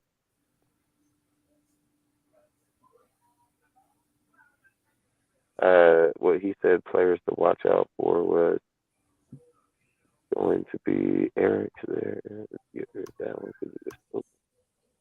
But yeah, no, we can keep talking on this. I didn't mean to cut you guys off on that, but yeah, I agree. I mean, fucking Seattle can be right back up there again, dude. So I mean, that'd be crazy if they just went back-to-back shitty-ass seasons like that and they have a top 5 2 years in a row on that Russell Wilson trade. That'd be mind-blowing. Hey, and to be honest, Penix fits their offense. Who, Seattle? Yeah, definitely. I don't see them getting rid of Geno. I don't know. I don't see it. But you got to think. Dude, you're telling me if you have a top 5 pick, you have Caleb Williams, Drake Mays on the board, and you're telling me they're going to keep Geno Smith? No, next year. Next year, I need to see how Geno plays next year. I don't give a fuck. How old is Geno Smith? He got to be old, dude. He's got to be 30 years old. He ain't never been a starter, but this year, like I'm picking one of them fucking dudes. He's 32, right now. Yeah, 100%. I'm picking him. 100%. I thought he was 33. I was off 1 year. Yeah, he ain't. He's not. Yeah, I'm picking one of them. 32, he's not staying. No, that's my point. If those dudes are out, dude, be surprised if they don't pick up Will Levis this year. Like, let's look at it like this. If we don't trade up to that fucking 3rd spot, right? You're going to go Colts, Seattle, Detroit. Like, you could see Stroud, Levis gone right there in those next 2 picks, dude, 3 picks. So, You got Jared Goff that's over there, which I would roll with Goff. Goff plays great with those players, so I would roll with him. He was underrated this year. Yeah, but let's be real. Colts are 100% going. Colts 100% going quarterback, and fucking Seattle can 100% go quarterback too. Houston too. No, but that's what I'm saying. I don't count Houston because I look at freaking Bryce gone to them already. I just look at that at Arizona, which could be us, be Stroud, and then the Colts take Levis. Or if we don't move up there, then you're going to go Stroud probably to the Colts and Levis to the Seattle, because I believe if they're up there, they're taking them. Dustin, I feel like I don't see us trading up. I honestly don't see us trading up. But last year we prioritized mainly trading back, even though with us not having a first or a second. I see like Ziegler's system. What do you mean without a first or second? Last year, last year we didn't have a first and a second from the Devontae trade, and we decided because we only had 5 picks in that class, and I saw that they were heavy on trading back in that class due to the lack of picks that we had. Yeah, right now we have 11. Picks, I'm not sure. Okay, hold on. Right now, we have 11. We have 11 plus we can pick up 2 more. 5th and 6th, dude. So we can be at 13. We can be at 13 picks. Too. I feel like we're not even counting the picks that we might get. The difference with last year was I think we only had 5 picks. Yeah, we had 5 before the trade. So if we got 13 picks, dude, and it can be a 5th and 6th round, and we already have fucking probably like 4 5th round picks. Yeah. So we can most definitely go give up a 1st and 2nd this year to move up to that spot and trade some of those 5s and a 4 to get back up into that 2nd, or even 5s and 3s. Like, we have the draft capital to put us back up in there. Do we go from 13 picks to 9? Yeah, but that's 9 picks. That's 4 more than what we had last year. Yeah. So, and not only that, we're set with draft cap next year too. So the way that Josh and them do shit, how do we know that they don't say, hey, let's just say they want a 1st, 2nd, 3rd. What if they say, hey, we'll give you a 1st, 3rd now and a 2nd next year?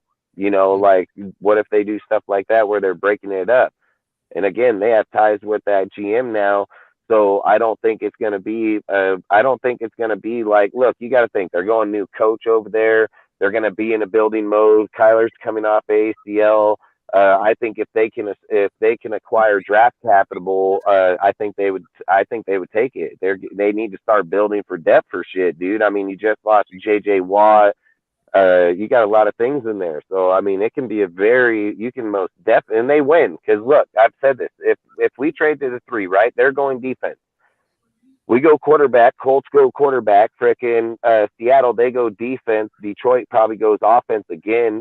Detroit may go D-line. I'm not sure. That's what I say. They go defense, but I still feel Atlanta can still pick up their guy at 7. Like, they're still going to get their players. So they're not really losing too big a deal, and they're accumulating draft cap not only this year, but next year too.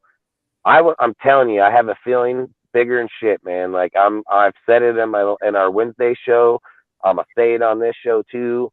I believe that that Ziegler is going to trade up to that fucking 3rd spot. Like, I'm telling you, unless the Colts. So look, the only way I don't see us moving to that 3rd spot is if Chicago moves that 1st pick to a quarterback team. The only way. It's the only way.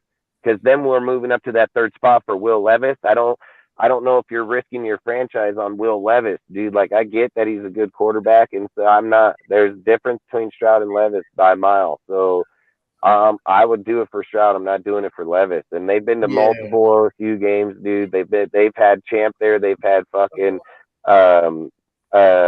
Ziegler there. They've had their scouting teams there, and I know they have good players. But when you're there, you're looking at that quarterback like that. I believe that we can most definitely do it. I think the only thing that defers it, and I'll talk about this till then, so it stays fresh in people's mind, is that if a team that's looking for a quarterback trades up with Chicago, but this is where I think it's going to be an issue. We've already seen the outcome of it with the Niners and Miami. I don't know if they're going to do that again, because look, Miami over there, look, Niners are playing good. Nobody's going to discredit that.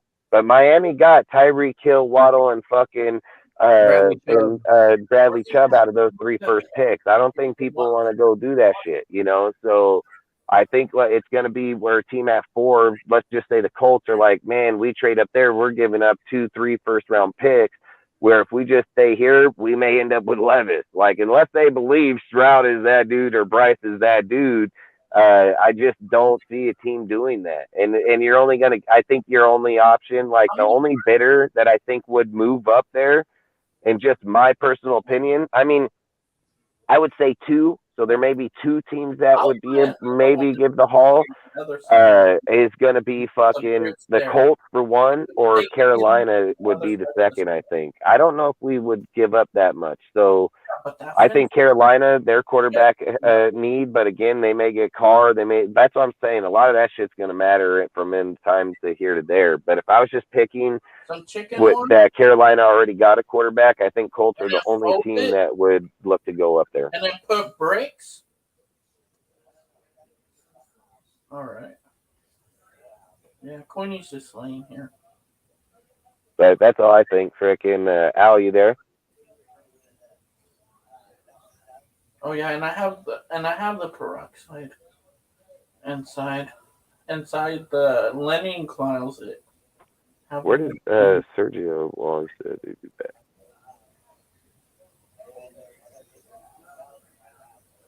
Hey Al. Cortez, hop out there. Go with your topics. Let's go.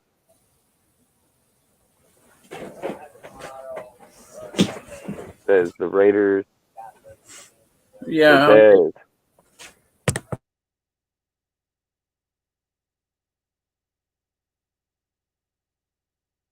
Fucking 26 days left. For what? Oh, for Carr? The 26 days left for the card trade, I think is what he was going to say on that one. Fuck, I don't know, man. I mean, fucking Carr ain't getting traded. He's out of here. So maybe I'm biased, but Fields is not the issue in Chicago. Oh, I 100% agree with that comment, dude, because it would be dumb if Chicago moves on from Fields, in my opinion. They're not going to move on from him because I think Ziegler will use his contract to build this team. I think Ziegler will use his contacts. Yeah, fuck yeah, he will. Like I say, with the deal with Fields, dude, I don't think Chicago moves on from him because Fields is a good player, and Fields would have broke Lamar's all-time rushing record in a single season, and they chose to send him out to not break it. So if people are over here jocking Lamar's nuts, I mean, Justin Fields can throw downfield too. He's got good mobility skills. The minute that they freaking altered that team up, dude, to play his play style, that dude took off on a whole nother level. So I don't think you're gonna freaking. I don't think you move off of Fields, in my opinion. Like I don't think you do that. I think they go defense, dude. Either Will Anderson or freaking Jalen Carter. I think those would be the 2 picks that the Bears would go, in my personal opinion, because one, they got rid of Roquan Smith and fucking Robert Quinn off the edge and in the middle linebacker position. So if I was sitting there thinking Will Anderson could probably end up going the first pick overall with them, and like I said, Jalen Carter, just depending on where they feel they need the bigger need for that player. He said just needs to know line.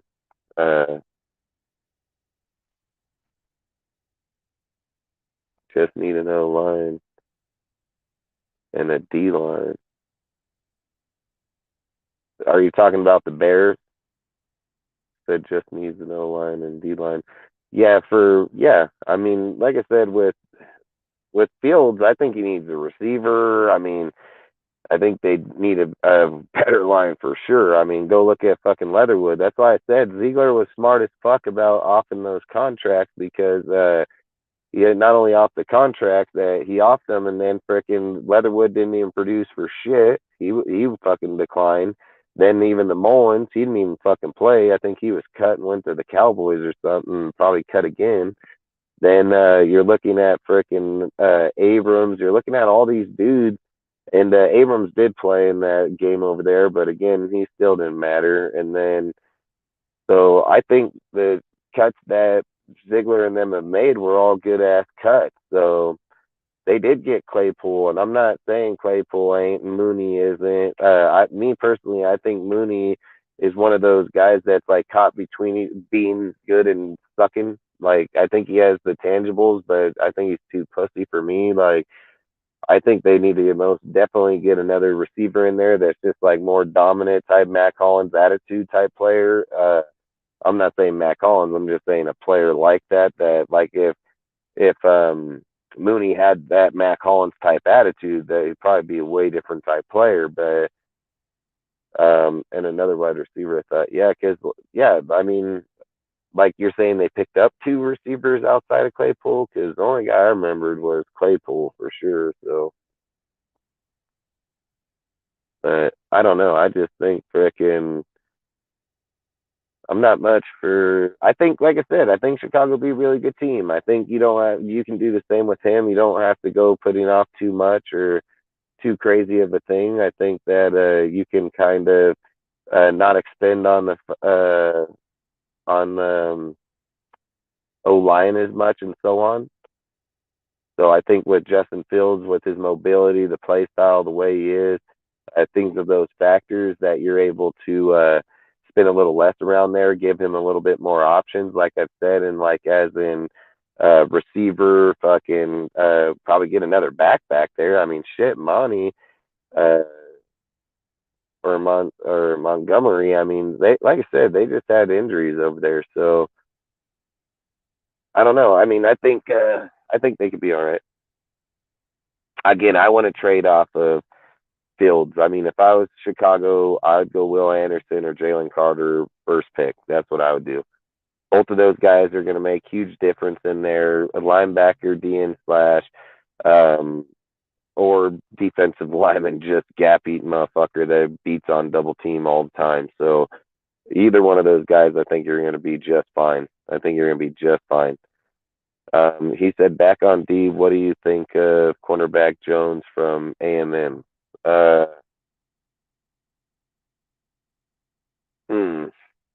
That's a tough one.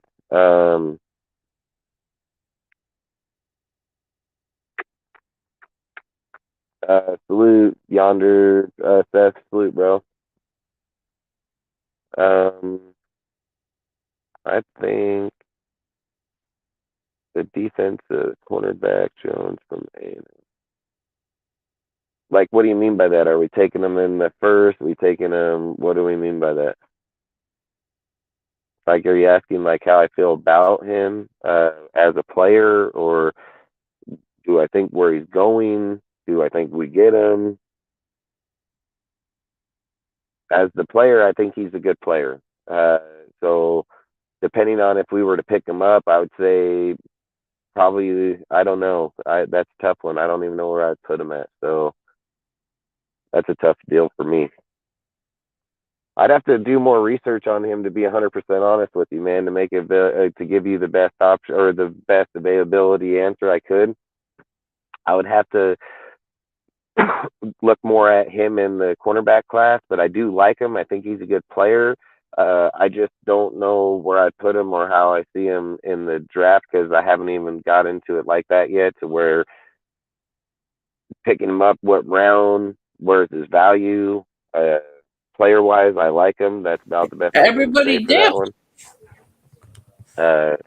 Because all you fucking guys go on mute and don't even talk, bro. No, bro, I had it to You're over here. You're over here on the phone, bro. You're on the phone. They should trade back and build a defense and get a wideout. But we got to think about our who's trading back. They should trade back and build a defense and get a wideout. Who's trading back? Are we trading back? What happened?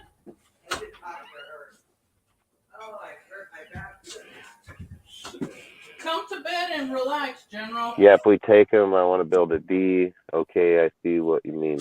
What do you in there, General? I might just be missing out on this, Richard. So maybe that comment ain't for me. It might be what you guys were saying. Trade back, get a defense, and get a wideout. Like I said, salute. The down yonder salute. Yeah, if we take him, I want to build a D. Are we saying that cornerback is a first round pick?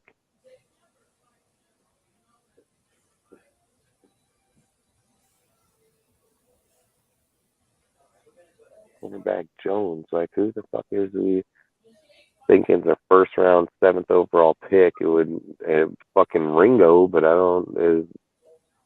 he's Georgia, so I don't know. I don't know, man. Maybe I'm just not getting this conversation. If CJ isn't there, we should trade back and build a defense. Oh, okay. I'm not going to disagree with that. I mean, I think if we don't get up there to 3 to get CJ, I 100% think you should go defense, no doubt, because there's multiple other quarterbacks you can take in rounds 2, 3 that would be just fine. Like when you're sitting here saying Richards or Hook or any of these guys, I think you have multiple better talent, as in taking somebody in the later round, quarterback-wise, 2nd, 3rd round. I'm just saying all in for Stroud or fucking go defense. I have no issue with that, like, at all. That's why I keep saying I would just sign Stenham. He knows the system. He knows what they're doing. The reality is that if Tom Brady comes here, right? Let's just put this Tom Brady factor in here. If Tom Brady comes here, you don't draft quarterback. You're going to probably get O lineman. Like that's where our first round draft pick that's going at 7th overall. Like, and then if Zeke and Josh do what they say from here on out, our picks ain't going to be but in the later 20s, 30s, every year. So if you're asking me and we're gambling, I'm gambling on my future now. Like Brady's ass, you think I'm going to take an old lineman to help your sorry ass? Like, fuck you. Especially not the I have first. A quick question, though. Yeah. If Will Levis is on the board, would you take at 7? Yeah. I mean, I guess it would have to depend on what defensive players were there too. So if Will Levis was there at 7 and CJ's not on the board. CJ's gone. No, I know that, but what I'm saying is, like, you have Joey Porter, you have frickin' you're gonna have Johnson, you're gonna have Ringo, you're gonna have multiple Tyrell Williams. You're gonna have multiple players there that would be. Hey, Dustin, too. Right now, I'm gonna say this. I have a feeling that CJ Stroud's gonna be there at 7. There's just no way. If There's he's no there, though, way. He's not going to be, dude. Listen. The Colts are not taking Will Levis over Stroud. It's not happening. There's no fucking way. 1-2 is going to go Bryson Stroud. 1-2. Boom, boom. The way Stroud played in the Georgia game, the way that they fucking came and fought through that deal, it's 1-2. Bryson Stroud. Bam. Like, you can mark it. Or it may be 1 Stroud, 2 Bryce. Like, there's a very good possibility that can happen too. So, it's 1-2 them, and they ain't getting past Colts. So, and the Texans are taking quarterback. So they ain't getting past Colts. Hey, Dustin, there was a Shannon Sharp got You're saying that you wouldn't take Will Levis, right? Because I don't know, man. I don't know if I would take Will Levis at 7 if there's a really good defensive player right there. I'm not into Will Levis, man. Like, I hate when people are like, oh, he's Baby Allen and blah. Man, motherfucker, if anybody knew anything about Josh Allen, he was about considered a bust the first 2 years of his career. So, again, he's in a really good place. He was a bust the first 2 years. Then they build a badass defense and offense around this guy, and he takes off. So, Dustin, I don't know, man. I'm trying not to rip on him. But what do you say about Shannon? You say something about Shannon? Hey, Dustin, not to go off topic, but right now, Shannon Sharp shared words to the Grizzlies, to freaking John Moran's dad. They got into it on the sidelines. Who, Sharp and his dad? And John Moran's dad at the Laker game. At the Laker game, you guys were playing John Moran tonight. Oh, nice. Who's winning?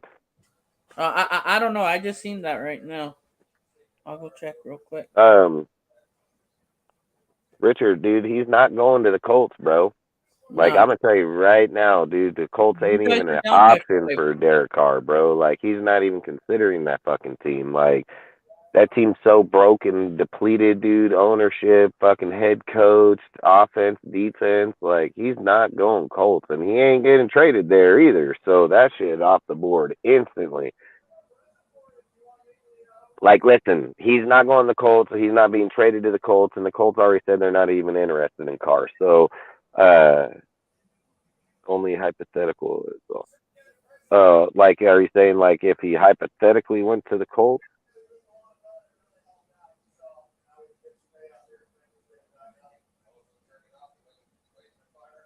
My opinion, our offense is good. We good there. My bet, first pick, defense. So I agree with you that we're good there besides the quarterback. That's a pretty big piece, bro. I think, like I said, I don't want Brady, man. I'm just be honest. I want every option but Brady. I don't care when people want to put these hypes up on a fucking Instagram that Brady's like, oh, just win big. I don't fucking care, man. You couldn't win with the Tampa Bay for 2 years after you won a Super Bowl and all your players came back. All of them took pay cuts and you sucked both years. So I don't even want to hear that shit. I don't want him. We're not going to get a top 8 fucking defense. He had top 8 in Tampa Bay. He had blustering ass wide receivers, dude. We don't. We got fucking Devontae. That's about it at the receiver besides Waller or Renfro, but Waller's tight end. But outside of that, we're not even close to what Tampa was offensively. So, hey Dustin, I'm gonna send you it to your phone and you can see it later. What happened? Who was winning in that game again? Who'd you say was winning? You guys are down by 5. All right, cool. 70-65. But so for me, I'm trying to resolve every option that we can that will build the team for the longevity. So when I'm gonna talk about our team, I'm gonna talk about a real reality that may most definitely happen here. I think Tom Brady's all hype bullshit. Like, I really do. I've said it 100 times. There's no guarantee that just because he puts on our uniform, he wins. Like, it's just all people are doing is saying that because of what he's done in his career. I'm gonna analyze a player. I'm gonna look at a player. I'm gonna value that motherfucking player for how he's playing right now and not for what he's done in the past. I'm looking for what he's going to do in the future. So, and if I'm sitting here looking at it where I watched this game against the Cowboys and fucking Mike Evans was wide the fuck open on the sideline, dude, fucking underdeal that he could have got out of bounds, moved downfield and won that, or got on the board, guess what? He overthrew the shit out of him. Like, then just under, he overthrew the shit out of him. So when you're looking at plays like that, guess what? He's going to come here and do that. And he's in a weak-ass division, bro. He's in a weak-ass division over there. He got his ass beat on by them Saints, even with his good-ass team, even in good years.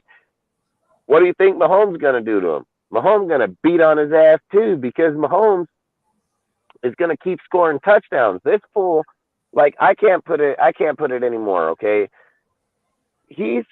Tom Brady averages 17 to 19 points his career. That's what he averages per game.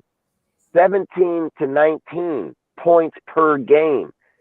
Fucking Derek Carr averages 24 to 27 points per game. And you think Brady gonna go win over there? Carr had 24 to 27 points per game average, which is way higher than Tom Brady.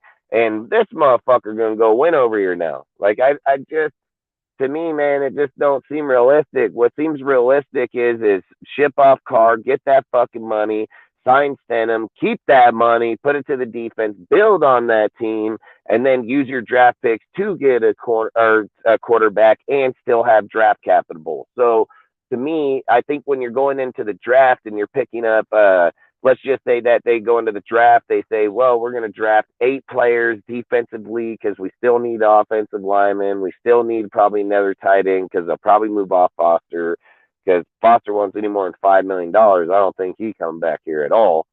So they'll probably move off Foster, put in another deal. We still need receiver, probably 2 receivers. So, and then you're going to go into the defense, and then I think they want to hit on those defense pieces so they can put key pieces in spots. Like I've said, like you have Max in the DN, you still need someone in the corner, and I think Deron Harmon plays well in the safety. Like he's like the Devin McCourty over here, so I'm good with Deron Harmon being up there.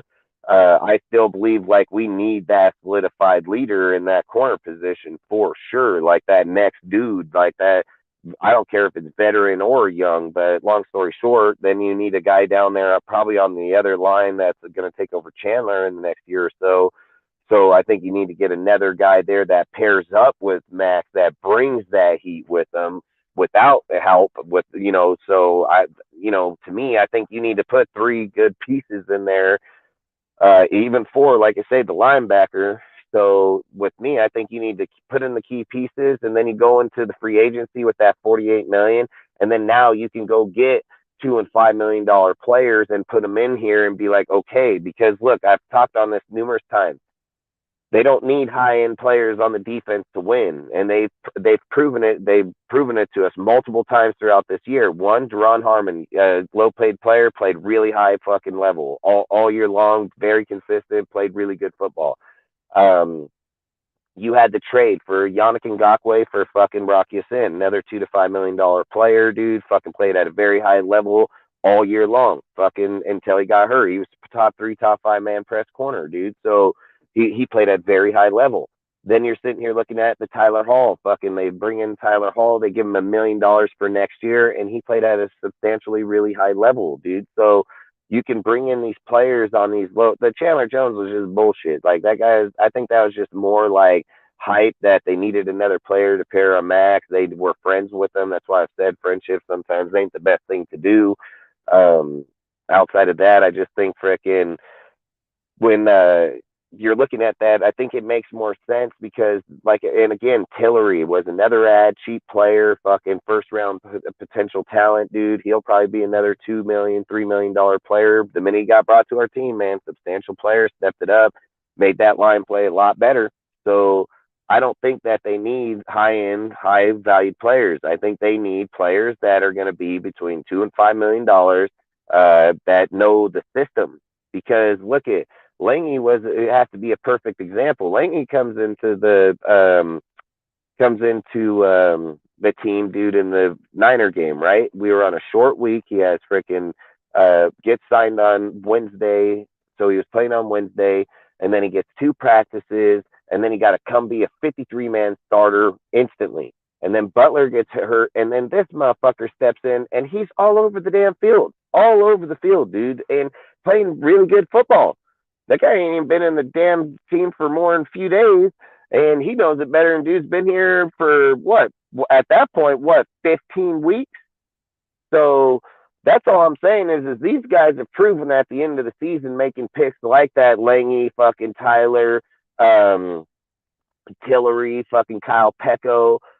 They brought in dudes, and then they moved frickin' Clee finally to the defensive tackle, which I've been saying since year 1 that's where he should have been, is on the D tackle. When they moved him over to the D tackle, what happened? Chandler started showing up. Chandler didn't have to take on all that fucking double team over there because they had to fucking pick up for frickin' Clee. So, like, when the team plays smart and puts the players where they need to be, we can play at a very high level. It's when you're putting in these fucking rotational picks like fucking Belai Nichols that you've known since week 2, week 3, that he just didn't work out this year. You had dudes like Andrew Billings that was fucking balling out, but then he gets injured. Then you're going back with Kyle Pecco and Tillery when they came in.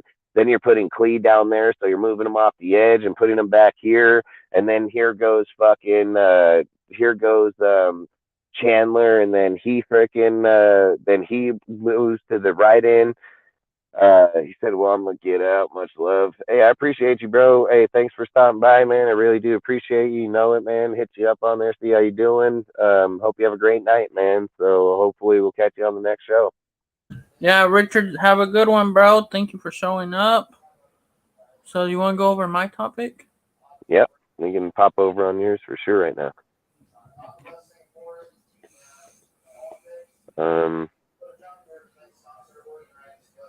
Which one do you want?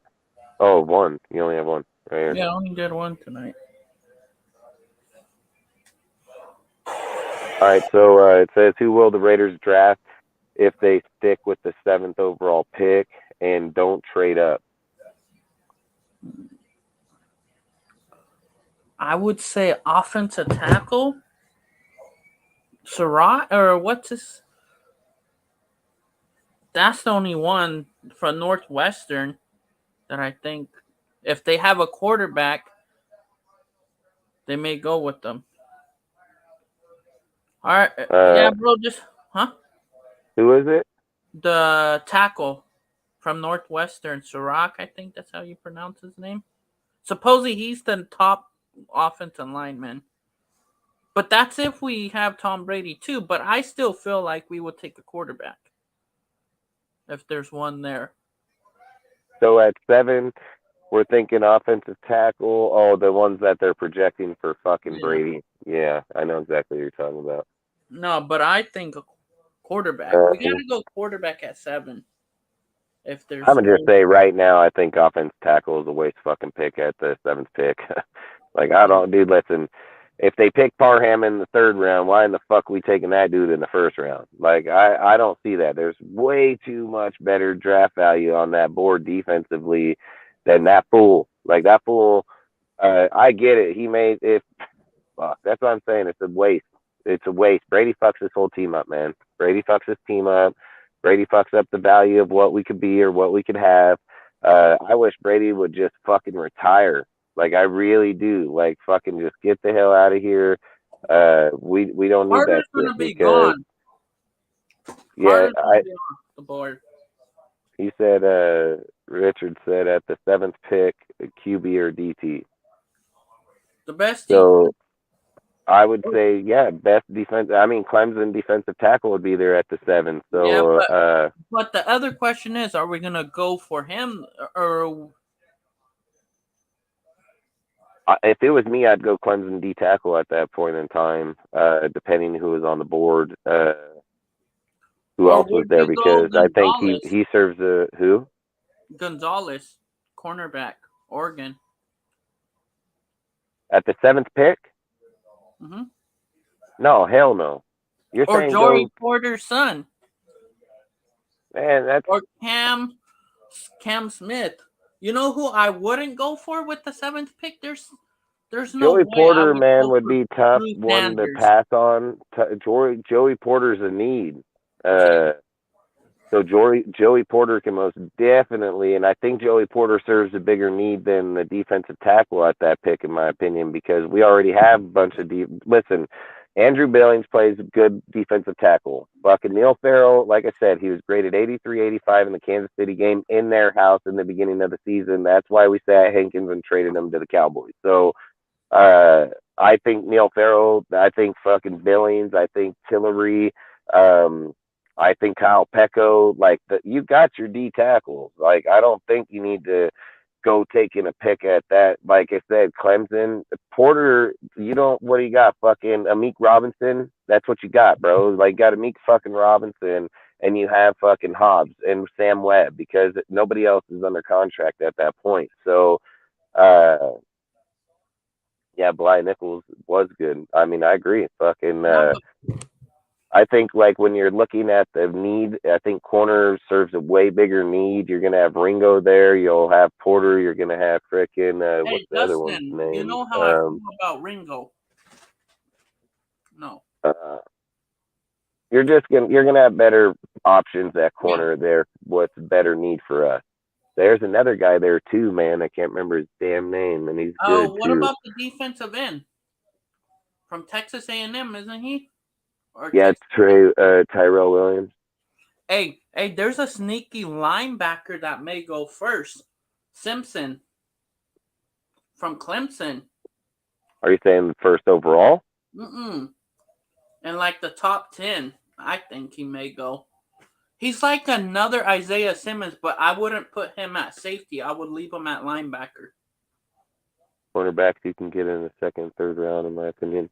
No, I'm not gonna disagree against that, but I mean Porter's better than any of those guys in the second and third round. So I think, like I said, man, I think cornerback for us is a bigger need than defensive tackle. Like, I'll just be honest. Like, hey, Dustin, you know, I think when you look at the cornerback position and you're looking at Nate Hobbs that should be playing in the slot, Amik Robinson shouldn't even be playing at fucking cornerback to begin with.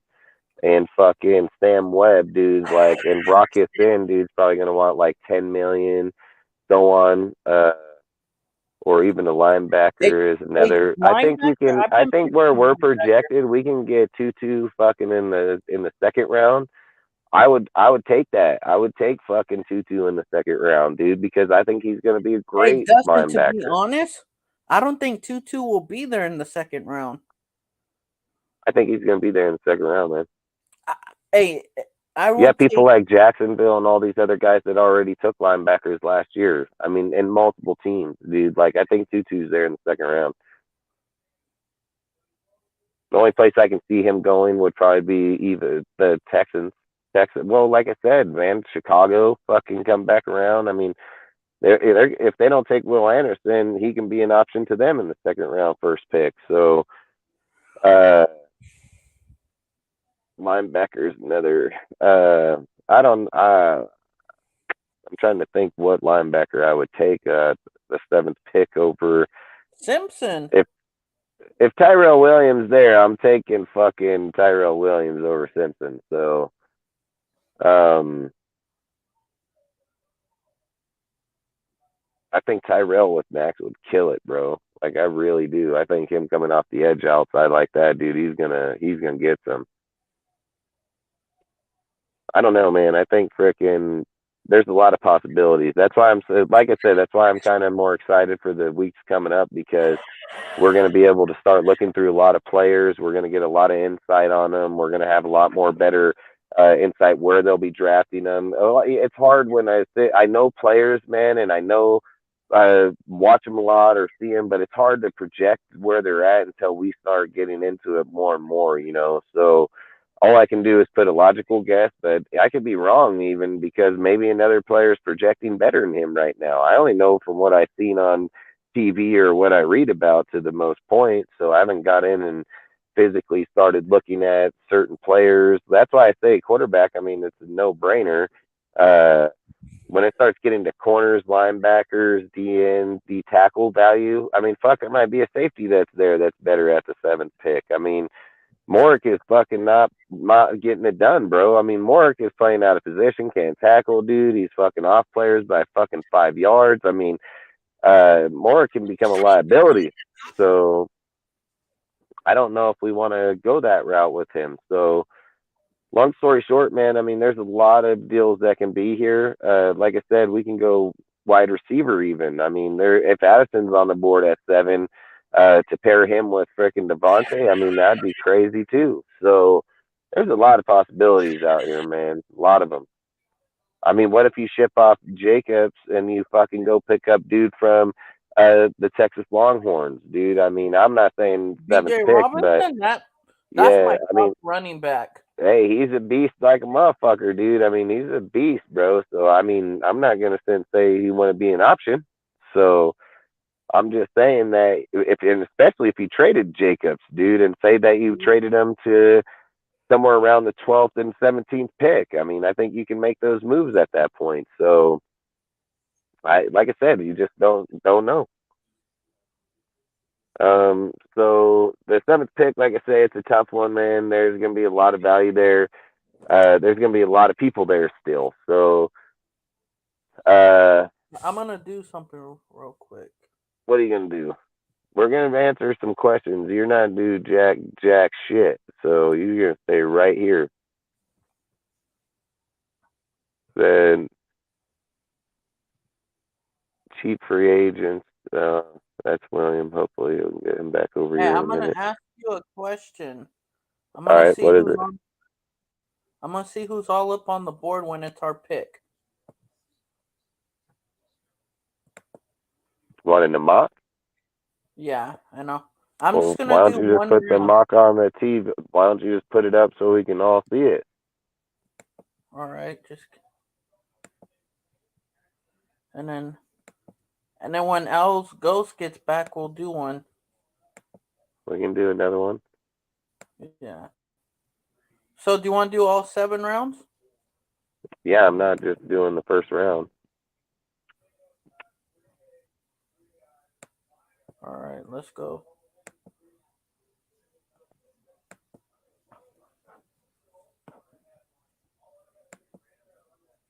All right, here it is.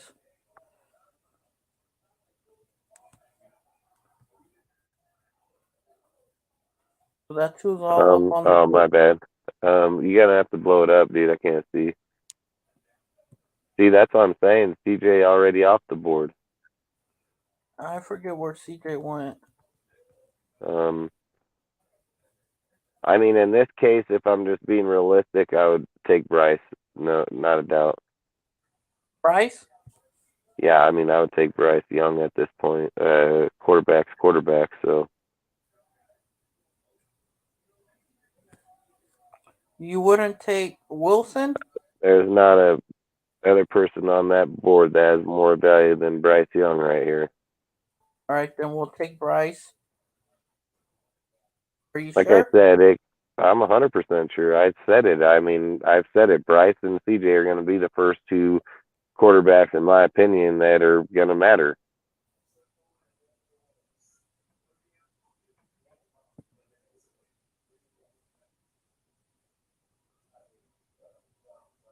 I want Stroud. Bryce ain't going to be a fucking bad option either. So, I mean, I want Stroud. And yeah, the little tangibles I may say about Bryce don't mean he still ain't a great fuck quarterback. So,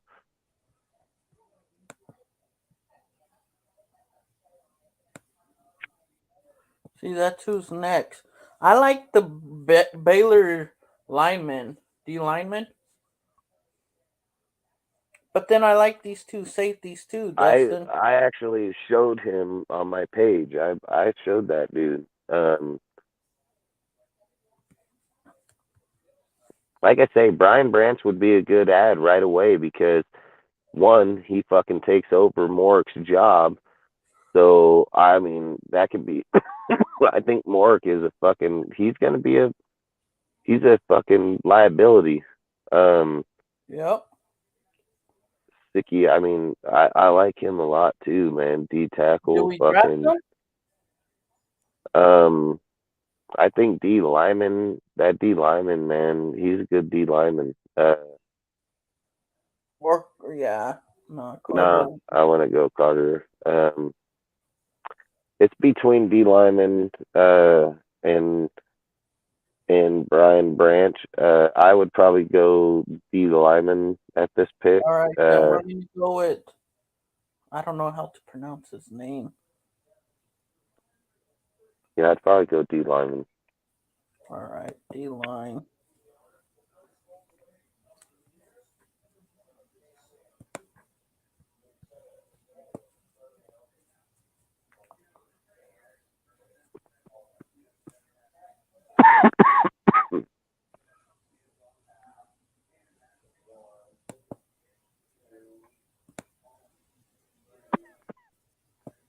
Would we go guard? Or our safeties there, Dustin?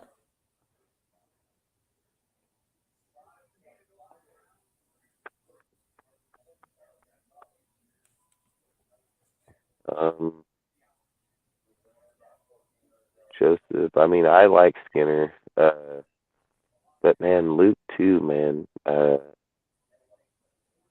We're not gonna get off Waller, but man, I don't know if we would take a tight end at that spot. I think I'd go Skinner in this one. He serves more of a need for us at the moment. But man, Andrews is good ass motherfucker too. So Guard, yeah, fuck.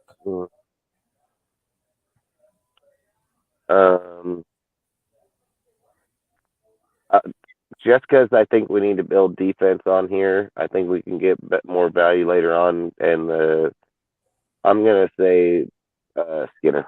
I think Skinner serves a more need. Like I said, I think we got to get off Morick, dude. I mean, keep Morick another year, but bring Skinner in to let him compete between Duran and him. Like that's what I would do if it was me.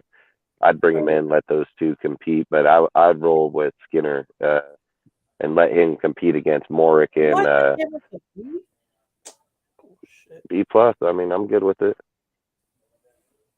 He's in the 3rd round, dude, and he's going to be competing. Like I said, I don't think they would look at it as more need. They probably would have wanted us to go with the USC, but I don't buy that shit. After watching Morick play this year, dude, I mean, I believe that he can cost us games. So I'd rather take a player that can challenge him right now for that spot.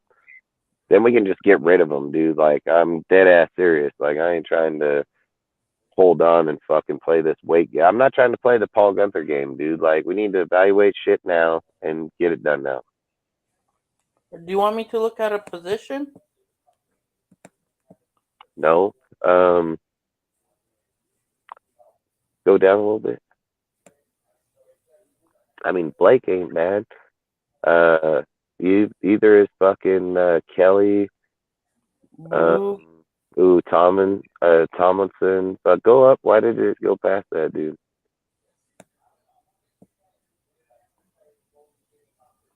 Go up more? No.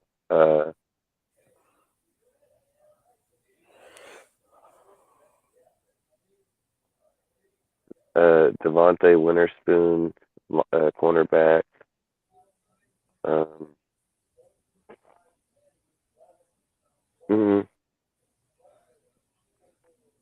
This is a tough one here. What side does Blake play on? Is he a right tackle? Let me look him up real quick. Yeah, look up his height and what side he plays.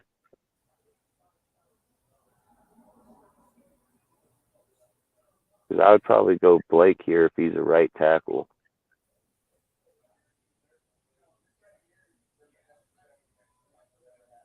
Even though I like both of these corners here too, I'd probably still be in favor for Blake here.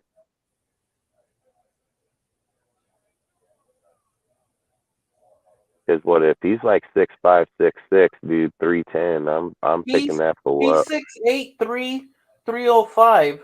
Yep, I'd pick him up. But is he right tackle though? I'm gonna look real quick.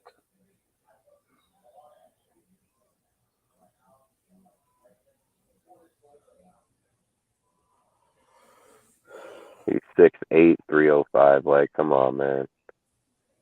That's a big boy. So it says right here in 2019, as a freshman, saw action in 7 games, played a total of 502 snaps for the Cougars.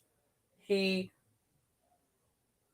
allowed 10 quarterback hurries, 4 quarterback hits, 1 sack while playing at right tackle. As a sophomore in 2020, he played 11 games and a total of 452 snaps. He continued 11 quarterback hurries, 3 quarterback hits, no sack while playing at right tackle. And 2021, as a junior, saw action in 13 games, total of 850 or 76 snaps. He gave up just 3 quarterback hurries, 1 quarterback hit, 1 sack while playing at left tackle. So he had his fucking snap count damn near double. I mean, from 500 to 800, it's a pretty good jump there, dude. So at least damn near 2/3 of the snap count more. So technically, he played on. I would take Blake here. He's a meat at right tackle, dude. 6'8", 305. He's a monster. So the only thing I could say, his last 2 seasons of playing, he played left. Yeah, but the difference is when he played right, he played it at a high level, so he can play right tackle. All right, we're taking him. Yeah, I would take him here. Yep, they gave us an A.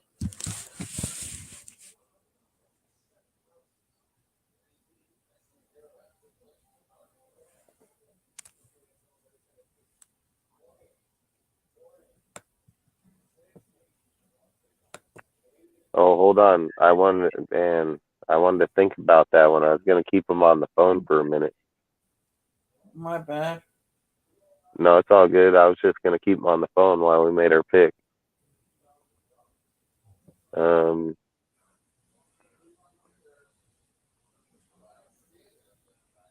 Go down more? No. Between these two linebackers here, let's look up both these linebackers because I like frickin'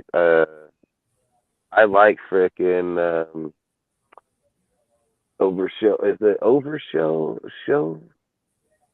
Overshown? Yeah, I think frickin' I've watched him play a few games. He's looked pretty nice. Same with Owen. So let's look up both these. Let's see where I'm they're gonna at. look up Overshow first. All right.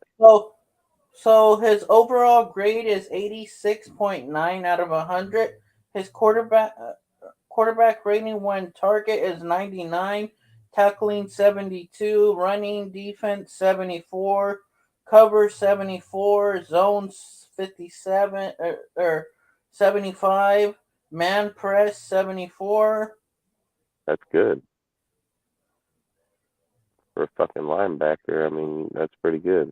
In 2008, as a freshman, saw action in just one game and played a total of one snap at corner for the Longhorns. He recorded 0 tackles, 0 assists, while adding no stop. As a sophomore for the Longhorns in 2019, Overshow played in 8 games, took part in 253 snaps for the Longhorns. He recorded 14 tackles, no assists, while adding 12 stops and coverage. Everson made two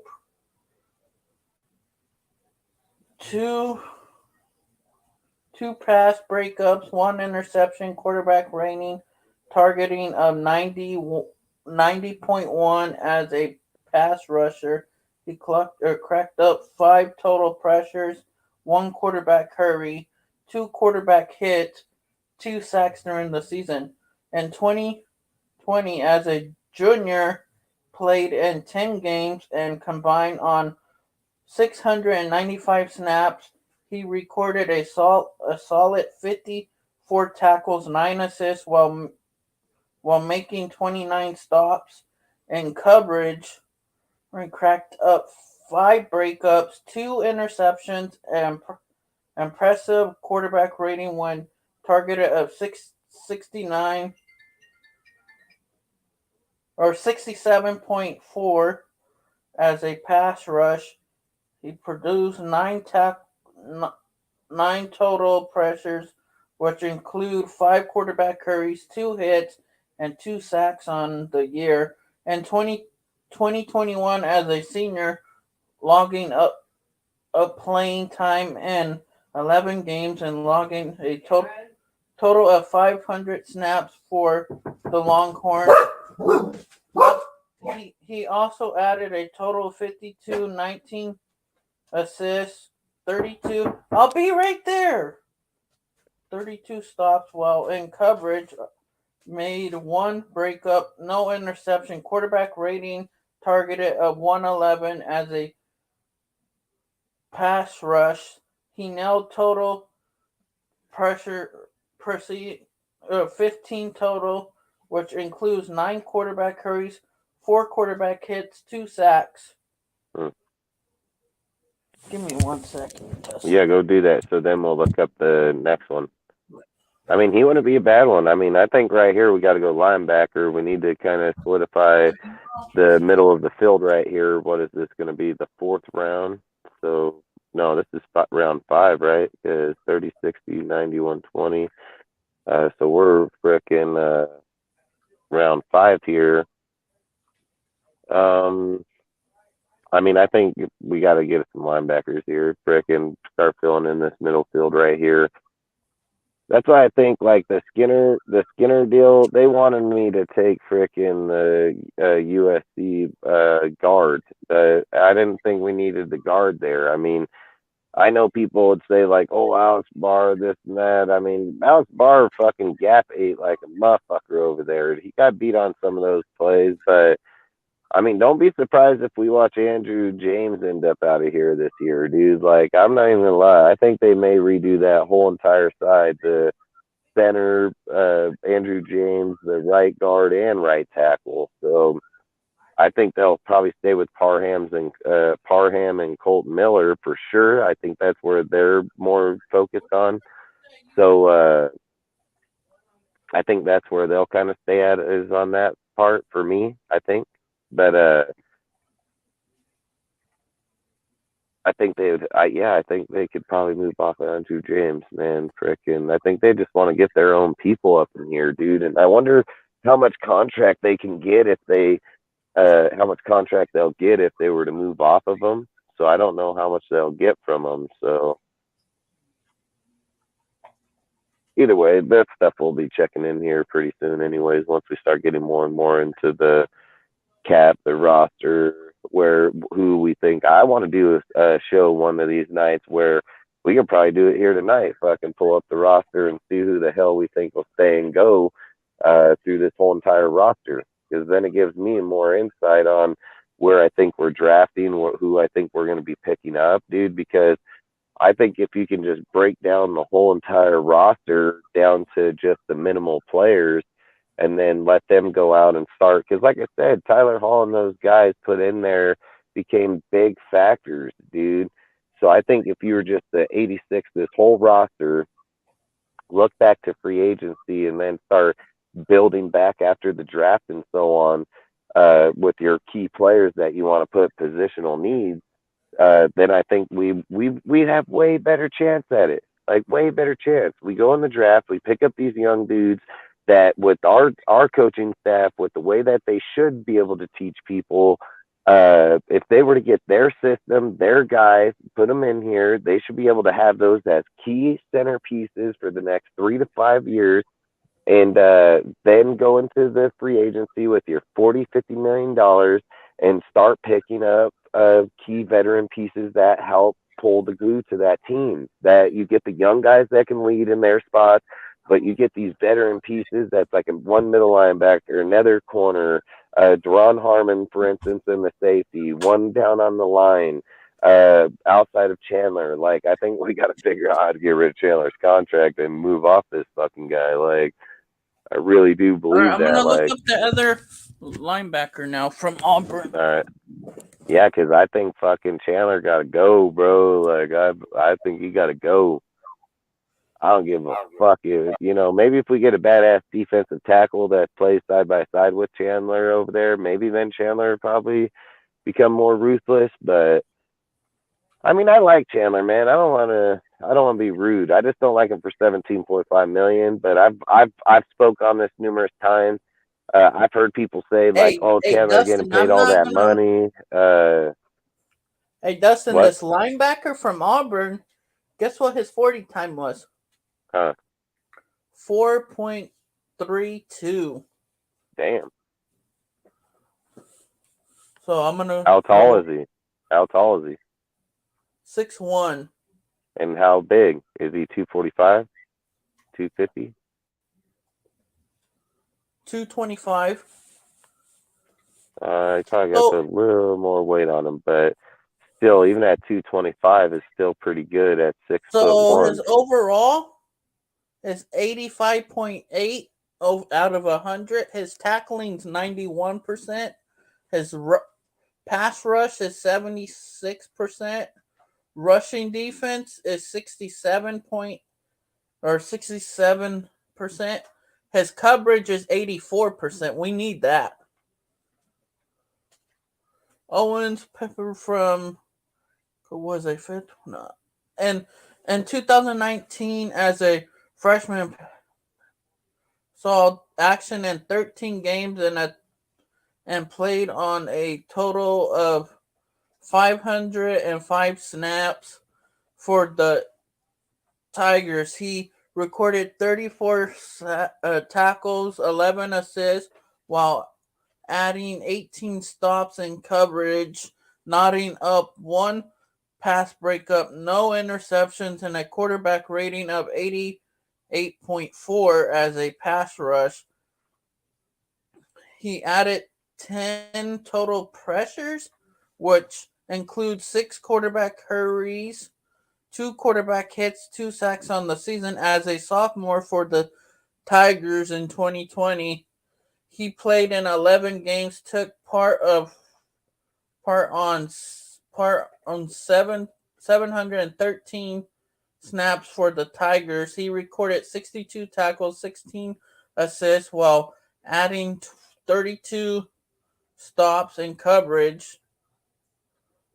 I'd go with him, man. No pass breakup, 1 interception, a quarterback rating of 79.3 as a pass rusher. He cracked up total of 16 pressures and 10 quarterback hurries, 3 quarterback hits, 3 sacks during the season. Yeah, I would go with him. Yeah, I'd roll with him for sure. All right, let me answer this real quick. Hello? Yeah, your brother has COVID again. No. Yep.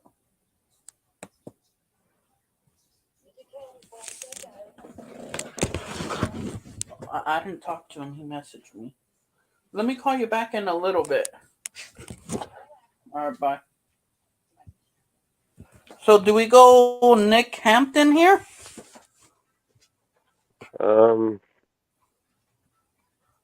Oh, yeah. Let's look him up real quick. Let's just give a little insight to people because I do like this guy at this pick right here. I like great Nick pick. Too. I think he's a great pick. Bring up his deals, let people know a little bit about him.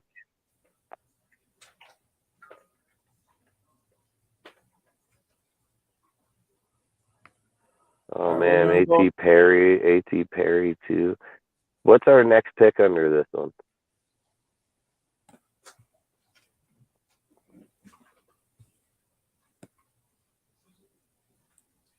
$73. Okay, look up A.T. Perry and Nick. Let's look at both of these guys. All right, I'm going to go to Nick first. So, Nick, his 40 time was 4.65. He's 6'3", 235. His overall 79.5, tackling 71, pass rush 80%, rush defense 71, coverage 69. In 2018, as a freshman, he saw action in 4 games and played a total of 25 snaps for the Mariners. He recorded just 2 tackles, no assists, while adding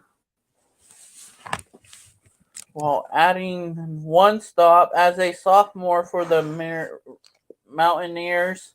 In 2019, Hampton played in 14 games and took part in 287 snaps for the Mountaineers. He recorded 10 tackles, 3 assists, while adding 11 stops as a pass rush. He cracked up 31 total pressures and 19 quarterback hurries, 6 quarterback hits, and a solid 6 sacks during the season. In 2020, as a junior, he played in 10 games and combined on 384 snaps. He recorded 30 tackles, 3 assists, while making 26 stops in coverage. Hampton cracked up 1 pass break, no interceptions, a quarterback rating when target of 94.6 as a pass rush. He pressured 20. He produced 24 total pressures, which include 18 quarterback hurries, 3 quarterback hits, and 3 sacks on the season. In 2021, as a senior, Hampton logged playing time in 14 games and logged up a total of 621 snaps for the Mountaineers. He also added 39 tackles, 13 assists, and 38 stops while in coverage. Hampton made 1 pass breakup, no interception, and the clean quarterback rating when targeted of 82.1 as a pass rusher. What was his sack? He tallied 52 total pressures, which includes 35 quarterback hurries, 5 quarterback hits, and an outstanding 12 sacks on the season. Damn. That was his senior year, but I'm going to read this one. In 2022, as a fifth-year senior, logging playing time in 9 games, logging a total of 392 snaps for the Mountaineers. He also added 18 tackles, 9 assists. Lost half the snaps right away because the year before he was at 600. And 19 stops as a pass rusher. He tallied 25 total pressures, which includes 9 quarterback hurries, 7 quarterback hits, and a existing 9 sack on the season. That guy's a baller. He had 9 sacks? Yeah. He just needed 3 more sacks, would have had the same for his senior year. And now you want me to look up A.T. Perry? Dustin? Yo.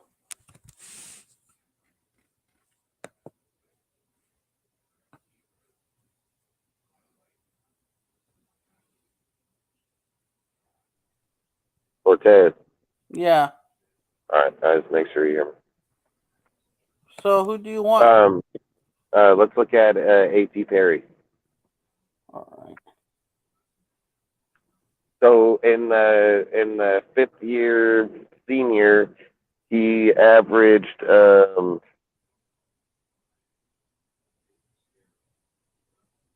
me turn the camera real quick. 5th year senior, he averaged 9 sacks, you said? Yep. So he got a sack a game. This is in the 5th round, so we got to keep that in mind. 5th round. And I think he's a great pickup in the 5th round here. Yeah, definitely. So A.T. Perry, his overall is 83, just flat 83 out of 100. His quarterback rating when target is 113.5. His hands are 61%, short receiving 80%. Hold on, what's his 40? Did you say it's 40 or no? His 40 is 4.48. He's 6'5", 200. Damn. 200. He's 6'5", 200, and got a 4.48 40. Let me go into in 2019. What was his hand? What was his hands again? His hands? Yeah, what was his hand? Like his receiving. His hands is 61%, but his hands is 9 inches, I think. His arms is 34 5/8. He's 6'5" with 9-inch hands. Yeah, and his span is 81. His wingspan's 81? Yeah. Well, hold on. Just do it like this. Do it like this. What is it? So at 3 feet, it's 36 inches. So at 6, it's going to be 72. And then he's 5, so it's going to be... So his wingspan's longer than his body. Yeah. Crazy dude. The problem is he has 61. He has 61 fucking hands. So I don't know. That's a tough one. So let's look at his yards and touchdowns. Let me go through. In 2019, as a freshman, Perry saw action in 6 games for what I don't know how you call, as he made 4 receptions for only 62 yards for an average of 15.5 per receiving, with 1 touchdown and an elite quarterback rating when targeted of 140.3. As a sophomore in 2020, he played 7 games and had a 16 catches for 218 for an average of 13.6 per catch, with 1 touchdown. His quarterback rating when targeted of 77.8. As a junior in 2021, he played 14 games, handling an elite 71 catches for elite 1,296 yards for an average of 18.3 yards per carry, which 15 and a elite quarterback rating when targeted of 22.2. As a senior in 2022, he played 12 games, had a impressive 74 immediate impact 90 or 984 yards for an average of 14.1 yards per carry, 11 touchdowns, and a impressive quarterback rating when targeted of 108.6. How many I want to touchdowns look in at his final these year? are his weaknesses. So I want to go over his weakness right now. Perry also lacks shedding as a route runner, and that is a permanent issue as the next level. Perry runs a limited route tree. He'll be coming to the NFL from a wide receiver speed offense in which Perry ran a limited route tree. So what do you think about him? What was his yards and touchdowns in his senior year or end year? 11 touchdowns, 984 yards. 11 touchdowns? Go back. You said 9 touchdowns? 11. So he had 11 touchdowns with 900 yards? Yep. I mean, fuck, that's not bad. And he runs a 4.48 40 at 6'5". Yeah, 6'5", 8 or 4.84. Oh, 4.84. Ooh. It's 4.48. I meant. My bad. If it's 4.48, 11 touchdowns, 900 yards. What is that, in 11 games? And 12 games. So damn near touchdown per game, damn near a little under 100 yards per game. He can be a good number 2, number 3 over there. Hey, Dustin, we got to remember his name. That man, we got to remember. Fuck, dude. This is a tough one.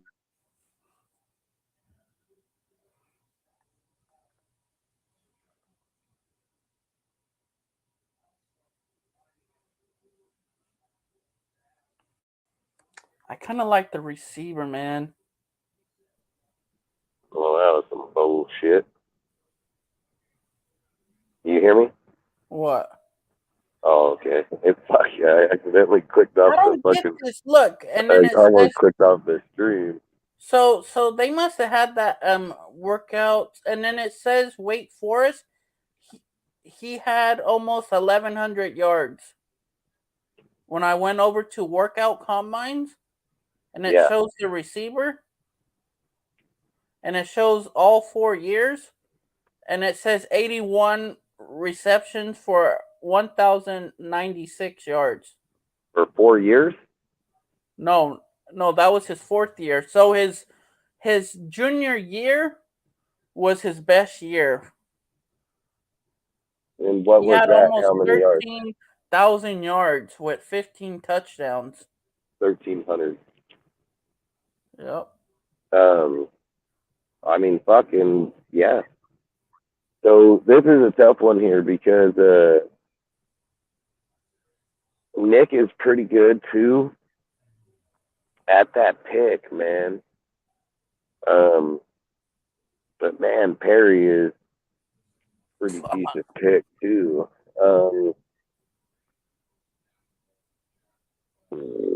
Hey, Dustin, and we had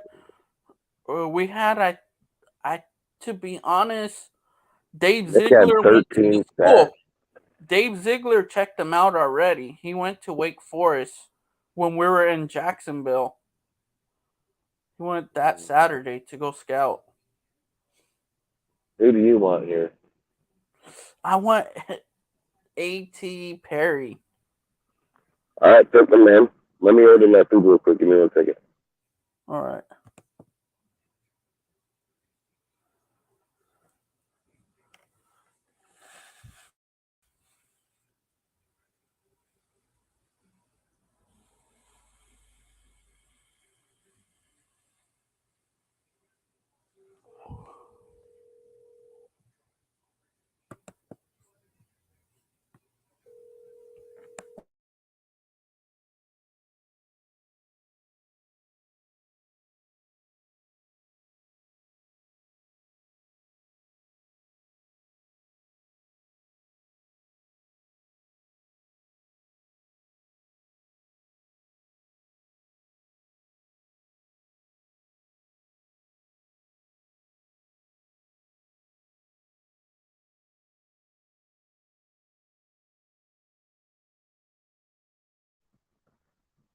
All right, so we went with AJ or what was his name again? Fucking Perry. Is that who we went with? Cortez? We went with TJ Perry or A.T. Perry. A.T. Perry. And then so we went with A.T. Perry, wide receiver. What was his grade? It was a A, I believe. Let me go check. Yeah, it's a A. A plus. All right, so let's go up. Where are we at now? No, let's go down. Sí, háblame mañana. Love you, sister. Okay. I love you. Bye. Talk to you tomorrow. All right, bye.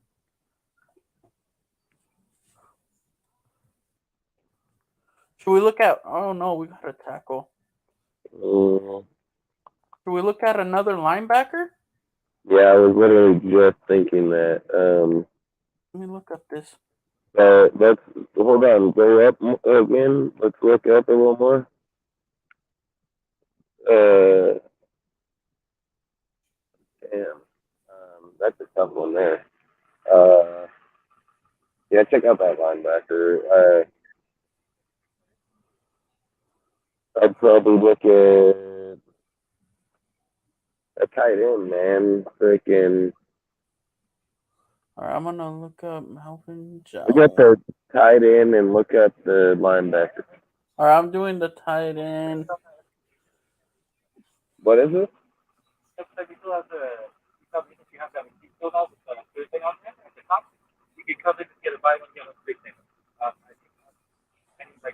So 20. What do I do? Just call this and do it?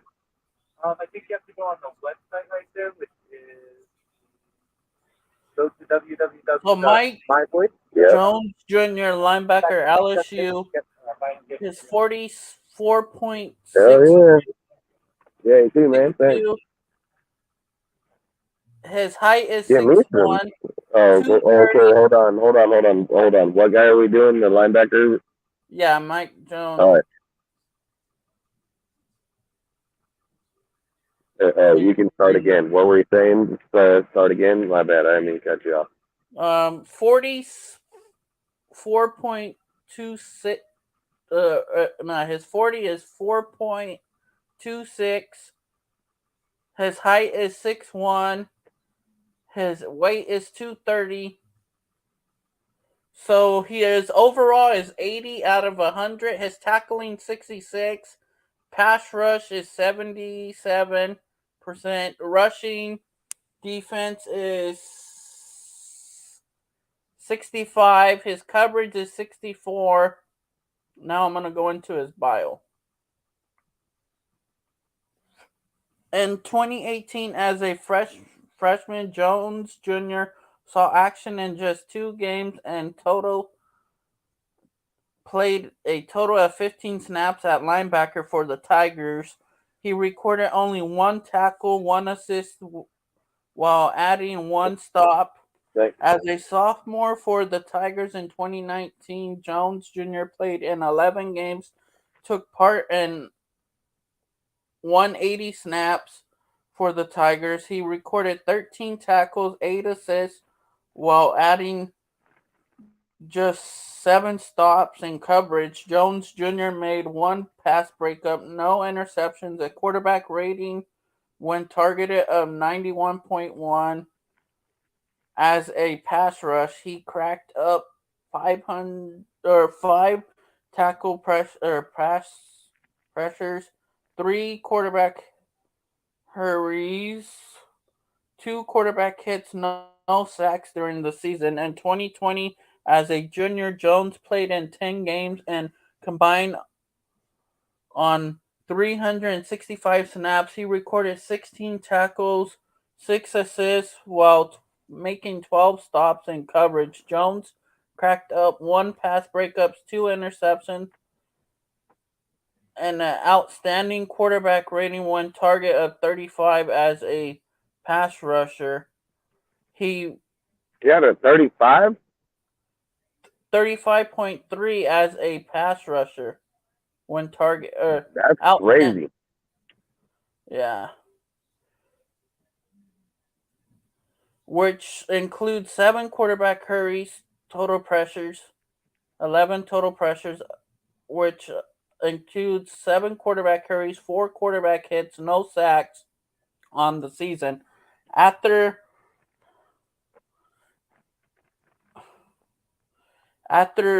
season ending, Junior transferred to LSU, whereas a senior for the Tigers in 2020. Jones just played 13 games and took part in 400 snaps for the Tigers. He also added 24 tackles, 9 assists, and 10 stops while in cover. Jones Jr. made no pass breakups, no interceptions, a myriad unimpressive quarterback rate when target of 139.9 as a pass rush. He trailed 9 total pressures, which includes 5 quarterback hurries, 1 quarterback hit, 1 sack on the season. In 2022, as a 5th-year senior, logging playing time in 8 games, lagging total of 171 snaps for the Tigers. He also had added 10 tackles, 5 assists, 7 stops. I don't know about him. I'm gonna look up the tackle, or not the tackle, the tight end. Yeah, the tight end.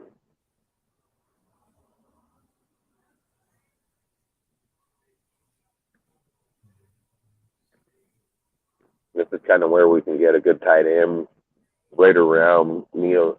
We need a run blocking capacity tight end.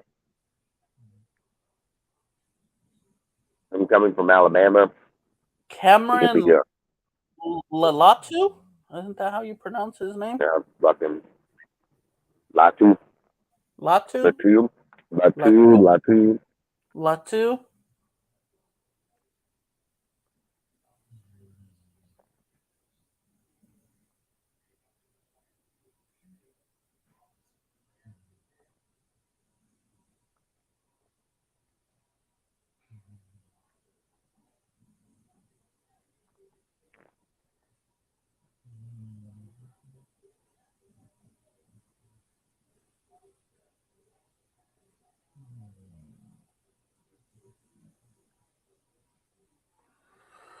So Latu, his 40 time is... Huh? How old? Doesn't say his age. Hmm. His 40 time was 4.62. His height is 6'5". His weight is 244. 9 and 1/8 hands. Arms are 31. Wingspan is 79. His overall rating is 82.5.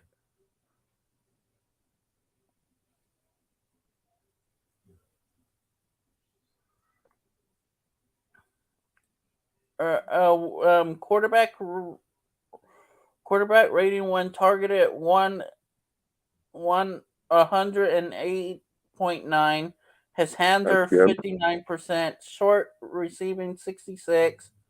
Immediate route 78.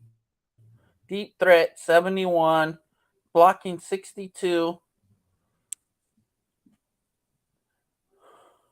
I just have my camera off because I'm eating. Now, I want you guys out. I'm watching me eat my hamburger. So. In 2009, as a freshman, Lutzu saw action in 9 games for the Crimson Tide as he made 26 receptions for a solid 409 yards for an average of 15 per reception with 8 touchdowns, an outstanding quarterback rating when target of 146.3. As a blocker, he allowed no pressures, no sacks. As a sophomore in 2020, he played 6 games, had a solid 25 catches for 322 for an average of 12.9 yards per carry with 3 touchdowns. Exactly quarterback example like good quarterback rating when targeted of 93.2 and press he gave up 1 pressure. Hell yeah, Mario. Appreciate you, bro. Freaking Hey bro, he did not give that you up showed, and we'll see you on the next. And his last in 2020. So this guy hasn't played since for 2 years.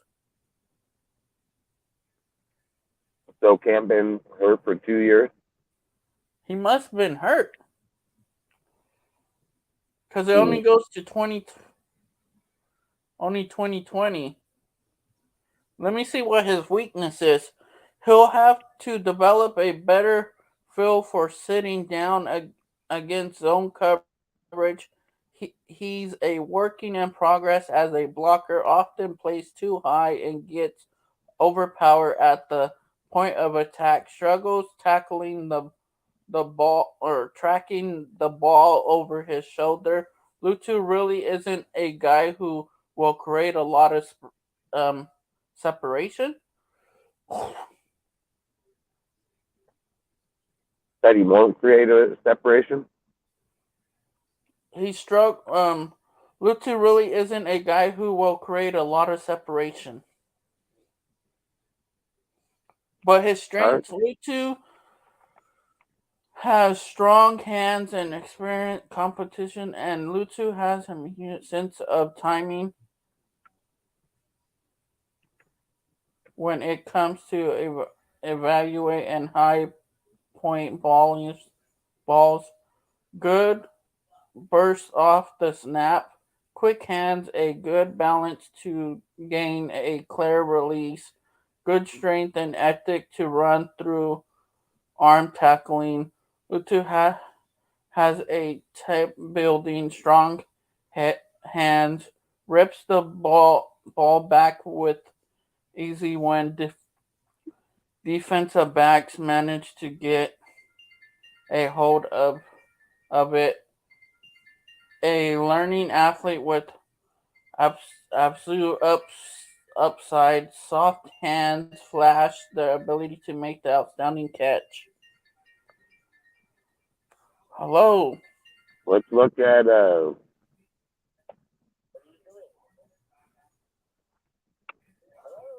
What, General? Okay. Okay, I'll do it in a minute. I'm on my show. Not that long. Just give me some time. I'm doing something. I'll get it in a minute.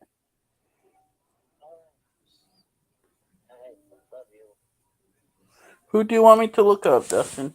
Let's look up DN. DN? Yeah, what are we at? 173? DN.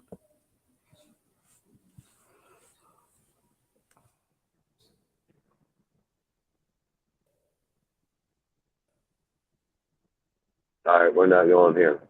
So, should we look at corner? no, go D. Go. Oh yeah, go corner.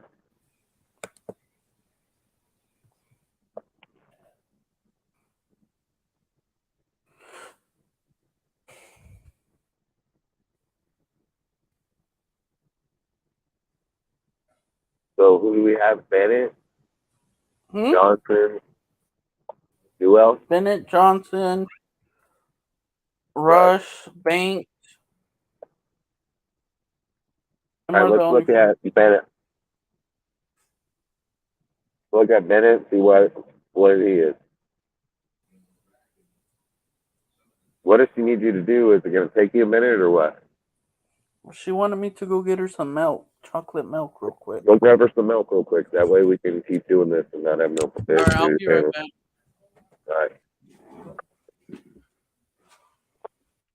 All right. Yeah, I think if we look at corner here, probably be a good pick to pick up right here too. I don't know much about how Jacorden Bennett.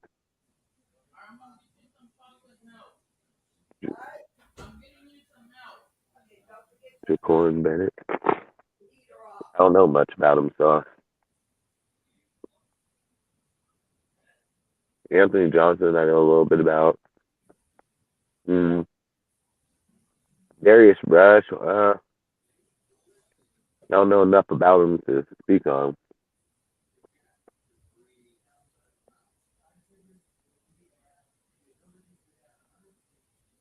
This is why I like doing mocks, because one, it allows us to kind of see where our team's going to be at or around in each round. But what I like the most is that we get to see players like this that I don't really know much about and get to kind of look at them in the later rounds because we want to be normally, and I get to know a little bit more about them. So it's kind of why I like doing the mock drafts, that kind of helps you study on players too at the exact same time that you don't really know much about.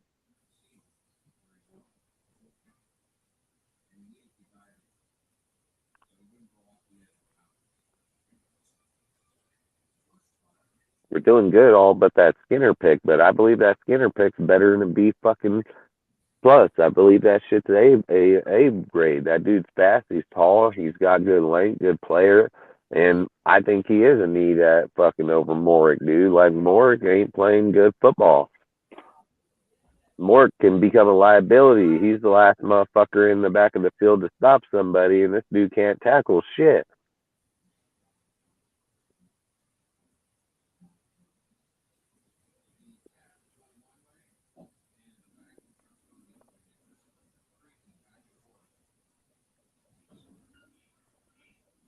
think this shit's bullshit sometimes. Give me a B grade.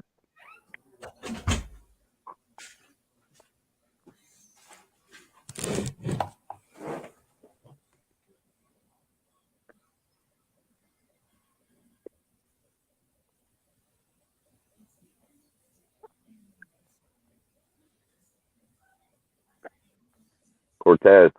What happened? All right, you looking up? Look him up. You want me to look up Bennett?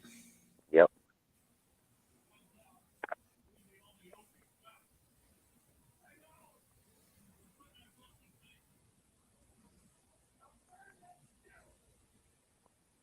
Don't forget to take a picture of it at the end of the draft too.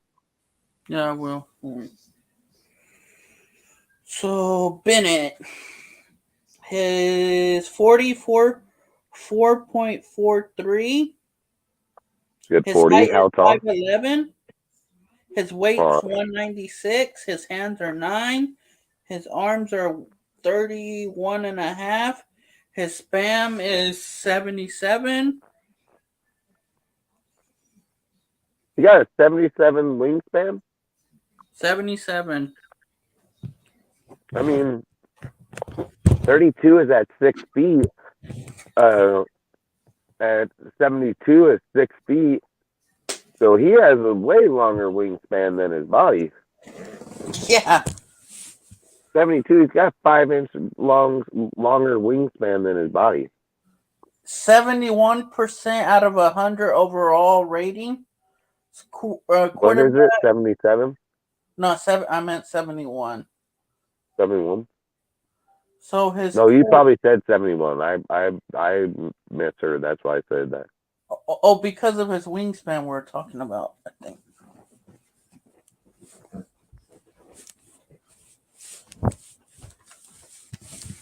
So his overall is a 71? Yeah, 71. His quarterback rating when target is 64.3, tackling 57, run defense 66, coverage 80 is 68, zone 68, man press 67. Let's see what he did. It's good average on both man and coverage. In 2020, as a freshman, Bennett saw action in 4 games and played a total of 225 snaps at corner for the... Or what college did he come from? Maryland, I think. Maryland, yes. From Maryland, he recorded just 6 tackles, 1 assist. 1 assist while adding 1 stop and coverage. Bennett knotted up to just 2 breakups, no interception, a decent quarterback rating when targeted 82. As a sophomore in 2021, he played in just 12 games and 12 games and logged 740 snaps for Maryland. He made 22 tackles, 3 assists, and had 10 stops in coverage. He totaled 8 pass breakups, 3 interception, and the senior quarterback rating when targeted 75.0.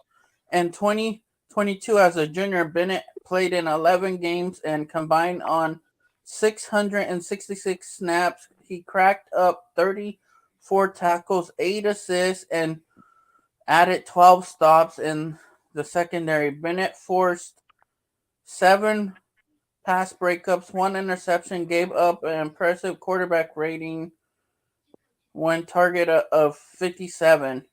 I want to see what his...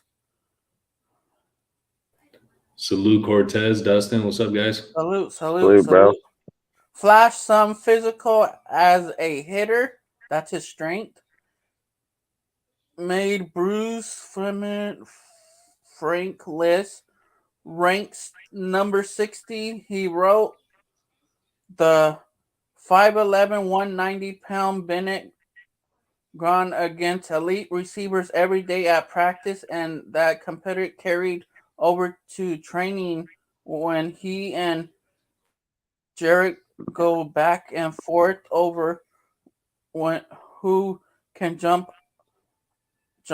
the highest and run the fastest. Bennett is proven to say he got his buddy with which a 42-inch vertical. He climbed to be the fastest on the team with a 22.9 mph on the GPS. Along, Jarrett said he matched that in late July. Bennett tackle or tricks the ball well and does a nice job of getting his head around and plenty of time to avoid flags. I spirit out of the back pedal and has the hands in control to force interceptions. Should exist as a zone defensive because of his close speed to wrap receivers after the catch.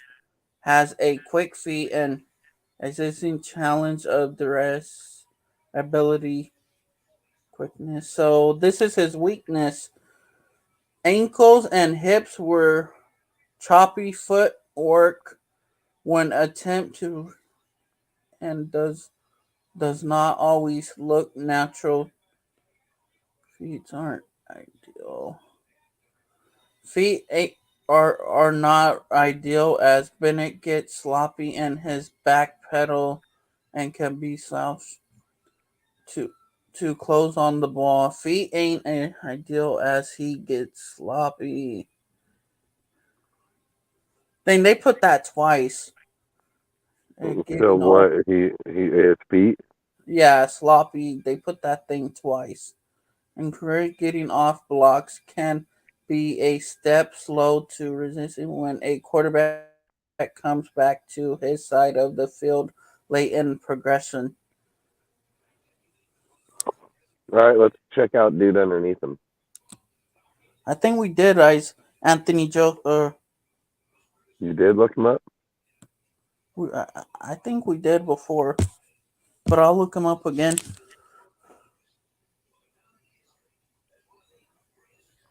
You see anybody right here that you know Ghost or what?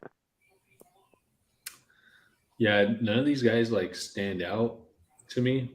Not off the top of my head. Look, I'm gonna look up Anthony right now. Anthony Johnson?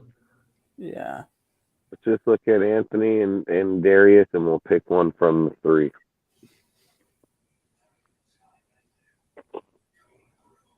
These fuckers better not be like 5'6".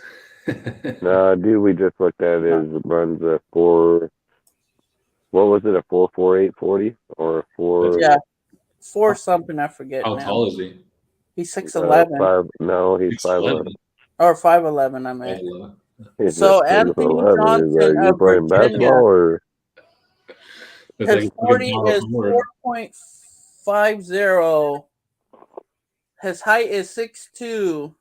Damn. His hands are 8 and 5/8. His wingspan he's running a 4.5 40. 4.5, yeah, and his spam is 7 3/8. His hand? Yeah. No. His hands are 8 and 5/8, and his spam is 77. His arm span, his arm width.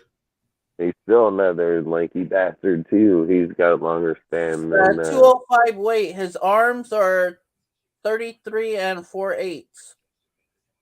So his overall is 75 out of 100. His quarterback rating when target is 54.9, tackling 74%, run defense 74, coverage 74, zone 74, man press 74. In 2018, as a freshman, Johnson saw action in 7 games and played a total of 237 snaps at corner for the Cardinals. Cardinals. He record 13 tackle, no assists, while adding 4 stops in coverage, knotting up 4 pass breakups, 1 interception, impressive quarterback rating when target of 57.4. As a sophomore in 2019, he played in 12 games and logged 480 snaps for the Cardinals. He made just 24 tackles, 2 assists, and had 6 stops in coverage. He totaled 2 pass breakups, 1 interception, and a quarterback rating when target of 107.9. In 2020, as a sophomore, Johnson played in 9 games. No, junior, I meant. 9 games and combined on 19 tackles. He cracked up just 2 tackles, no assisted, and added 1 stop in the secondary. Johnson forced 5 breakups, no interceptions, and gave up an elite quarterback rating when targeted of 39.6. After the season ended, Johnson transferred to Virginia when as a senior for the Volunteers, or what are they? I don't know what. Virginia. In 2021, Johnson played in 12 games, took part in 777 snaps for the Virginia. He logged 33 tackles, 13 assists, and made 11 stops in coverage. Had 16 breakups, 3 interceptions, and super as a impressive quarterback rating when target of 62.7. In 2022, as a fifth-year senior, Johnson saw action in 10 games while playing 734 snaps. He lagged 46 tackles, 11 assists, and made 13 stops in coverage and had 9 pass breakups, 2 interceptions, submarine as elite quarterback rating when targeted of 51. You want me to go over his strengths and weaknesses? Yeah, if you want. Physical downfield and matches up well with bigger receivers, tough and flinty with very good temperament, high ethic player.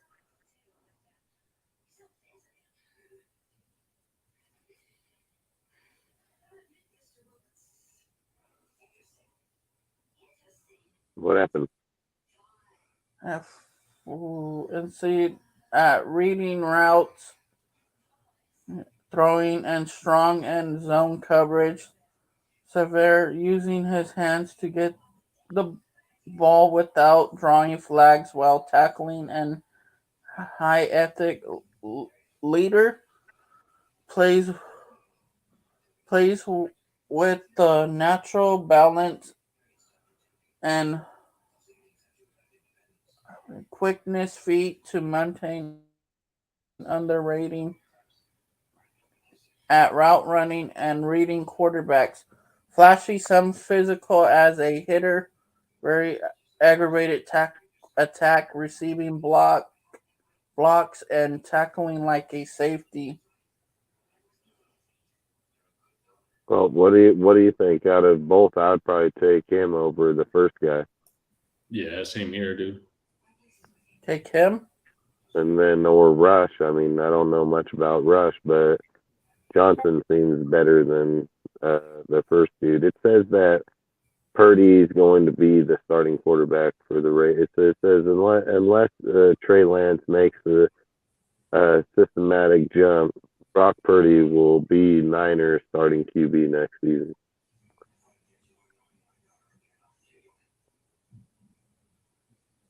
And then J.J. Watt's advocating for D'Amico Ryans to be the head coach.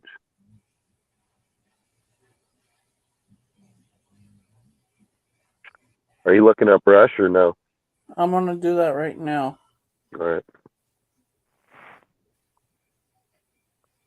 That's crazy that Brock Purdy comes in 7th round pick, last person in the whole entire draft.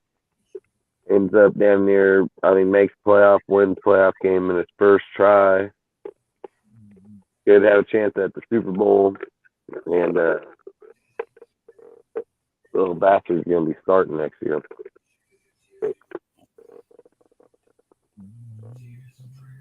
That's fucking crazy, man. What, Brock Purdy's going to start next year? Yep. What's going to go on with Trey Lance?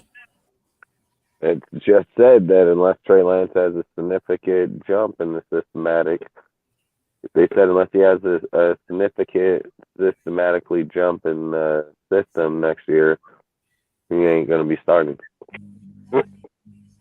He's in demand. It's trade. So you guys ready for this in our Rush? Yep. So Rush 4.59, 6'2", hands 9.5. Spam is 80. Weight 233. He has an 80 wingspan? Yeah. God damn. His overall is 69 out of 100. His quarterback when targeted is 91.3. His tackling's 56. Run defense 61. Coverage 80. Zone 82. Man 73. Salute, Josh. Huh? I was telling Josh salute. In 2019, as a freshman, Rush saw action in just one game and played a total of 20 snaps at corner for the Gamecocks. He recorded just 2 tackles, no assists, while adding 1 stop in coverage. Rush knotted up 1 pass breakup, no interception, and an impressive quarterback rating when targeted at 53. As a sophomore in 2020, he played in just 2 games and logged 51 snaps for the Gamecocks. Just made just 2 tackles, no assists, added no stops in coverage. He totally no pass breakups, no interception, and a elite quarterback rating. Hey, where am I on the list? I should be on the draft board. You see this? I should be on there. Quarterback rating when targeted of 0%. In 2022, as a junior, Rush played in 13 games and combined on 617 snaps. He cracked up 18 tackles, 4 assists, and added 4 stops in the secondary. Rush forced 8 pass breakups, 1 interception, and giving up a quarterback rating when targeted of 97.1. In 2022, as a senior, Rush saw action in 10 games while playing 576 snaps. He just lagged 26 tackles, 8 assists, and made 5 stops in coverage. Rush had 6 pass breakups, 2 interceptions, a surrounding and declining quarterback rating when target of 87.7. I see. Hey, I'm gonna roll with Johnson, my pick. Yeah, what's up, man? I just want to go over his willing What do you think?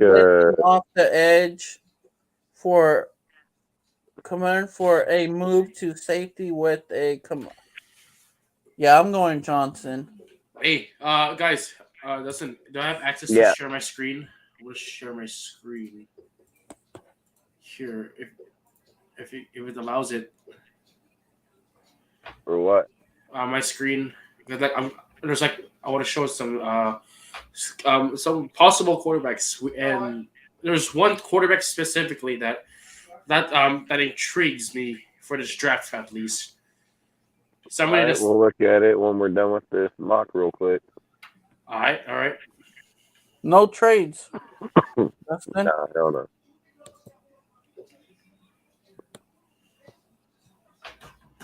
So what's his name still there, Dustin?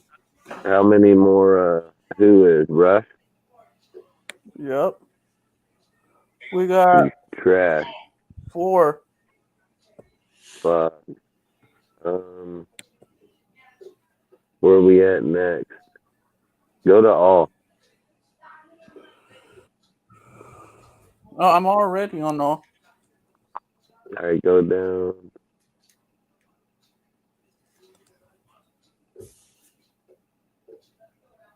Damn.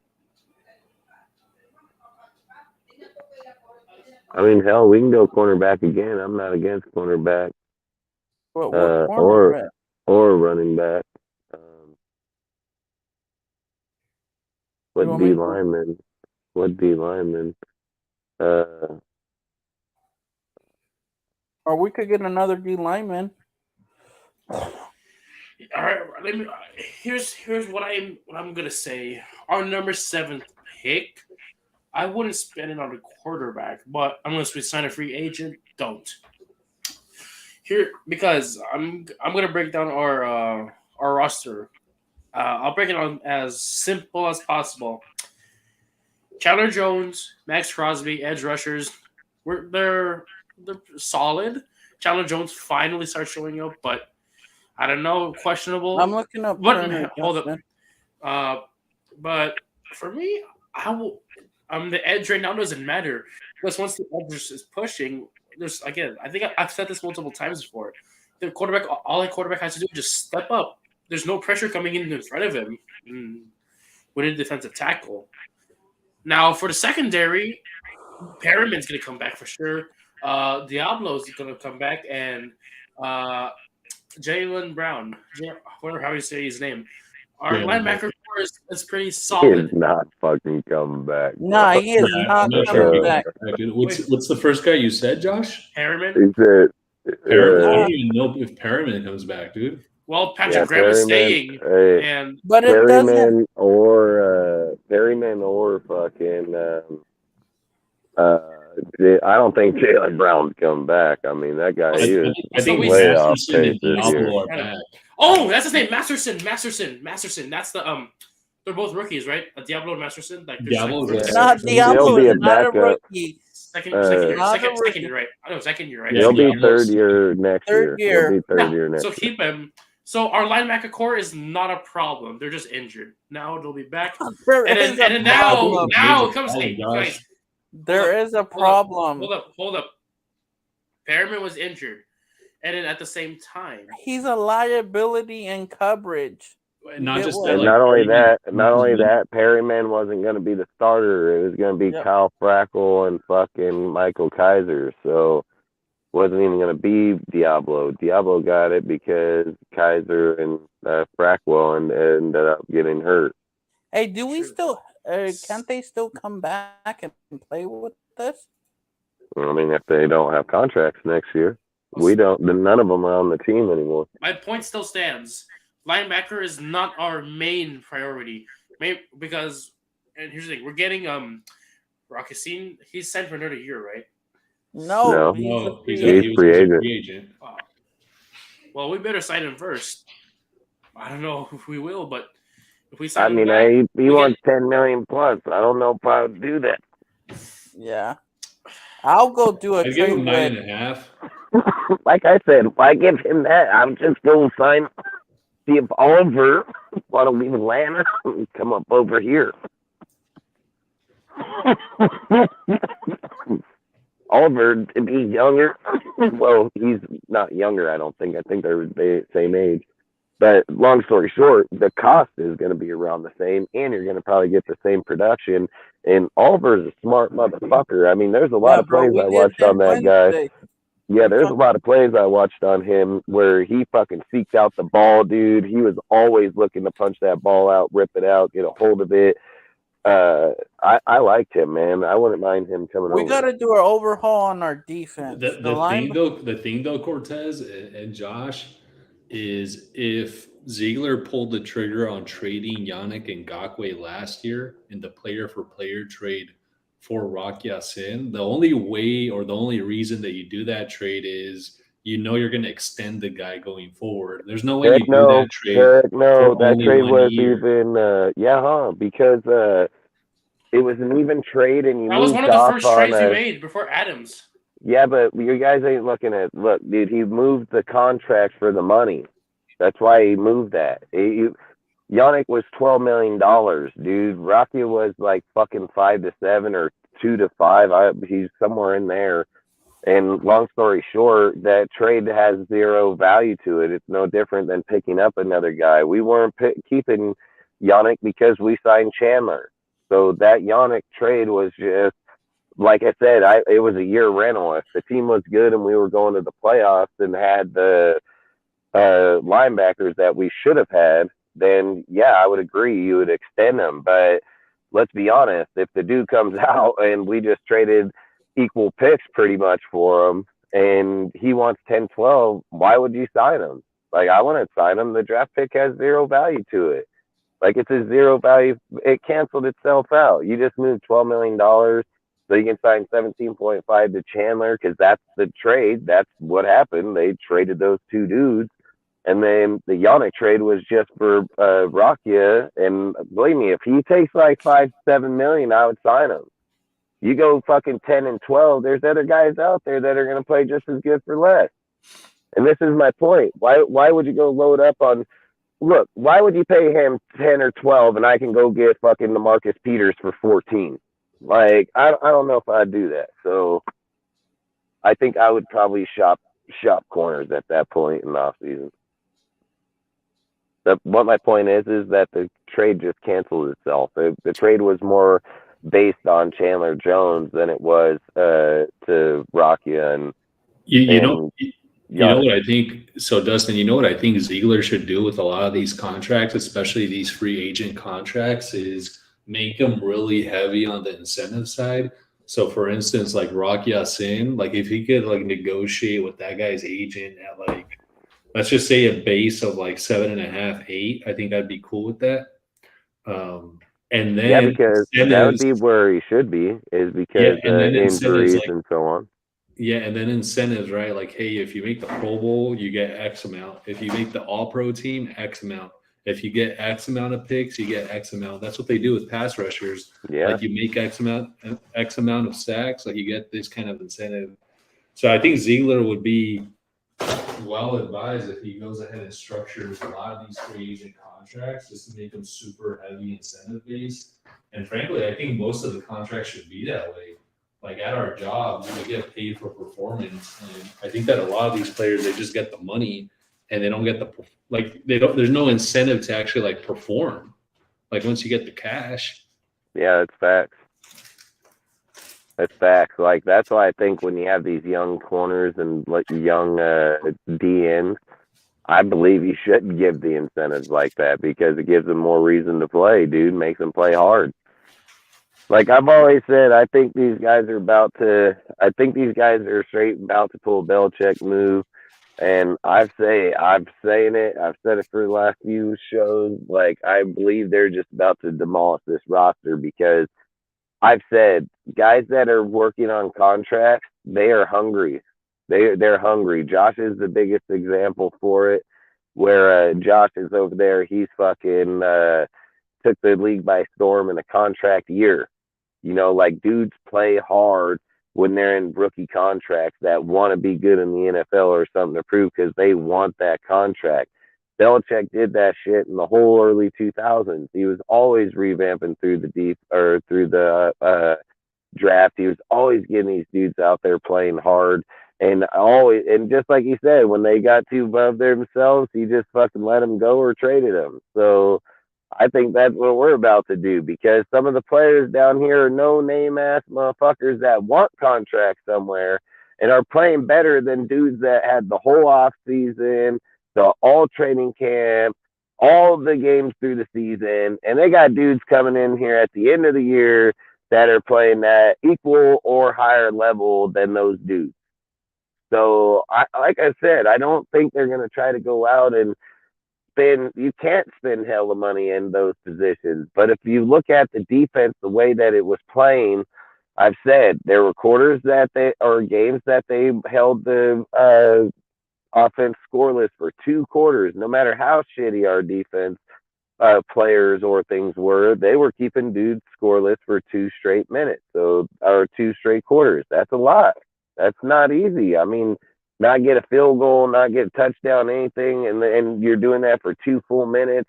Like, that's not an easy deal. So if you're looking at it like, hey, all these guys got to do is just put in a few more key pieces, just put in their actual roster back, and then that's why I think it would be smart to draft with your key pieces, then go get your veteran pieces at a cheaper deal and start filling people in, because you can get more depth pieces, and that's where we kind of lacked this year, was depth pieces. That's like, I see Amidst a really good player, everything.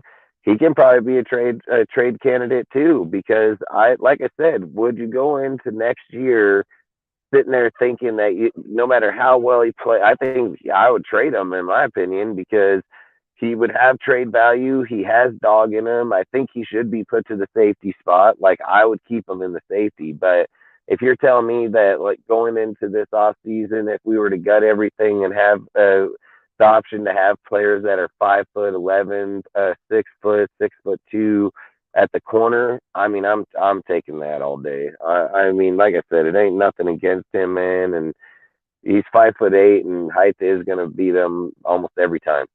So for me, like I said, I would probably move off on him or trade him or fucking move him to safety. Like, I think safety would be his best place, man, but whatever, it is what it is. I think we just got to rebuild this defense right, and that's how I think we can do it, man. We just get good young players that are in, rookie contracts, into their first contract, going into their second, but they didn't perform to the level that they thought they can perform in the first one. Like shit like that, because I think, dude, these guys can get them out, dude, and fucking, I mean, if you can make Tyler Hall look as good as he did and sign him for $1 million, that's a steal. Like, that's a straight steal. So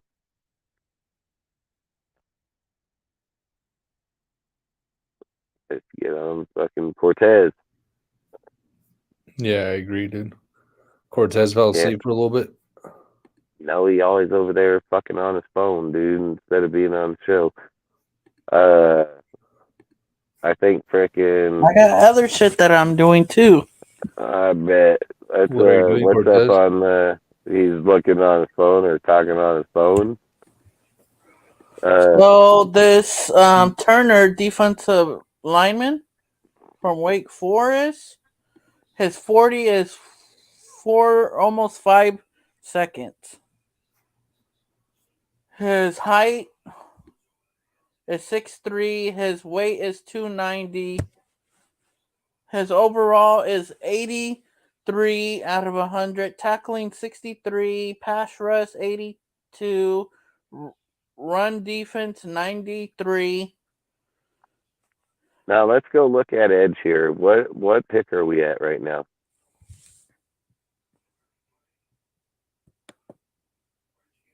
What pick are we at right now? Mm-hmm. I think 200.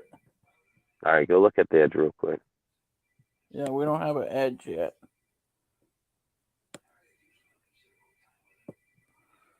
All right, let's look in here through these 3 players right here.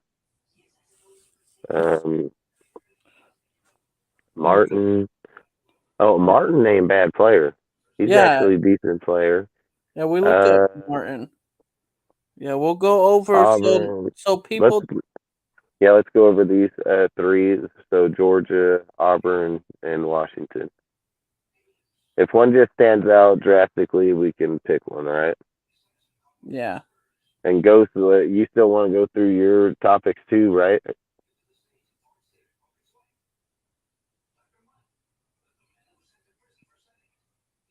Al. Yeah, dude. I mean, we could go through them. I may or may not, be online later, but depends on This depends on when wifey goes to sleep, you know? Yeah. Where's what? How many more picks do we have left?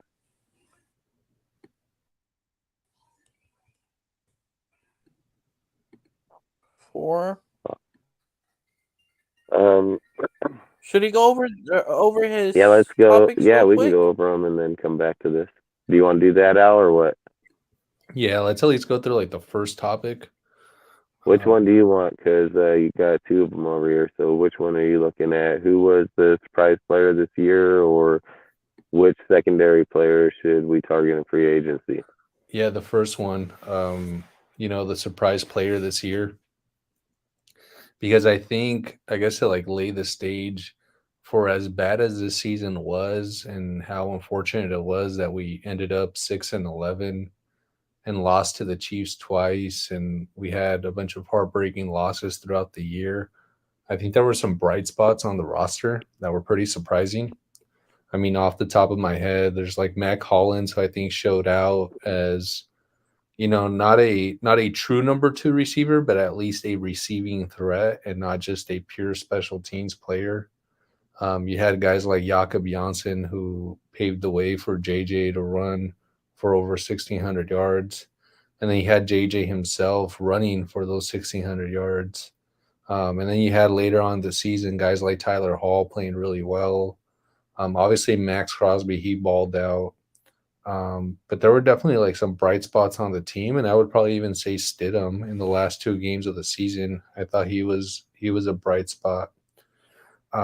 But for me, I think in terms of the surprise player, it has to be Josh Jacobs for me. I did not expect him to have the year that he had.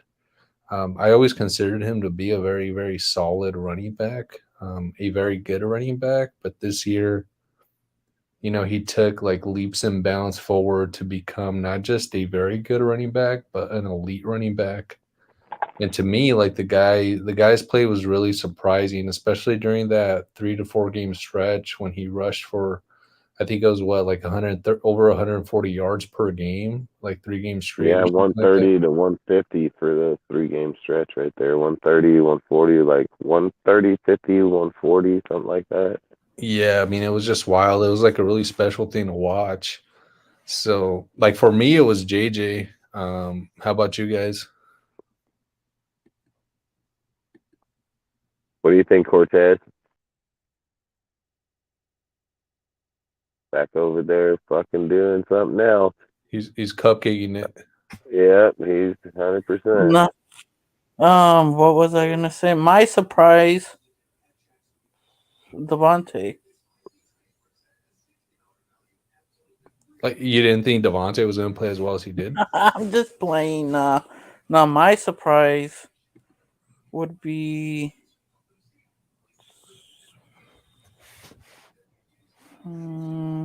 Petco. He did solid. Why do you think he was? Why him? Because how he came in, like how he was playing, like he knew the plays, like he knew where to be, and we brought him on late. My other surprise would be Josh Jacobs, hands down. Well, I'll and say, hey, if we have a disappointment, I got a bunch. Well, stay tuned. We'll do that one next. If I was thinking who was the surprise player this year, I mean, hands down, Josh. But if I was gonna look at a different player,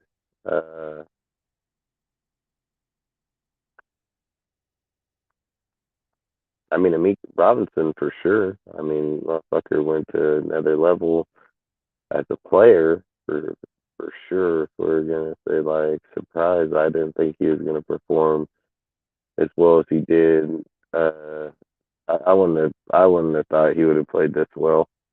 especially here. I knew he was doing good last year, but I didn't think he was going to come on this good this year. To be honest, he's probably one of the best. I mean, Max isn't a surprise. Max been doing it year in, year out. Parham, he's literally just came in, which I would say can't be a really surprise because we didn't even know who he was. We know who he is. He wasn't on team before this year.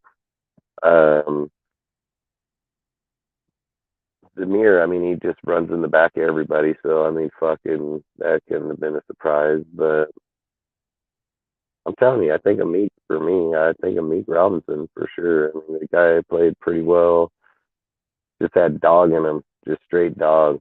That's why I was saying I wish they just move him to safety because I think that would probably be the best position for him on our team. And I would love for him just to challenge fucking Morick for his fucking job. Like, straight up. Challenge Morick, fucking make that motherfucker have to play, make him have to tackle. Robinson's a small motherfucker, but at 5'8", he will tackle you. He will lay the wood to you. He is all over a guy. I think in the free safety, strong safety position, he can lurk, dude. Like, he can lurk. He can free roam and just pop the shit out of you, dude. So, like I say, I think, outside of that, Deron Harmon was balling, but I'm going to say Meek. That's my pick.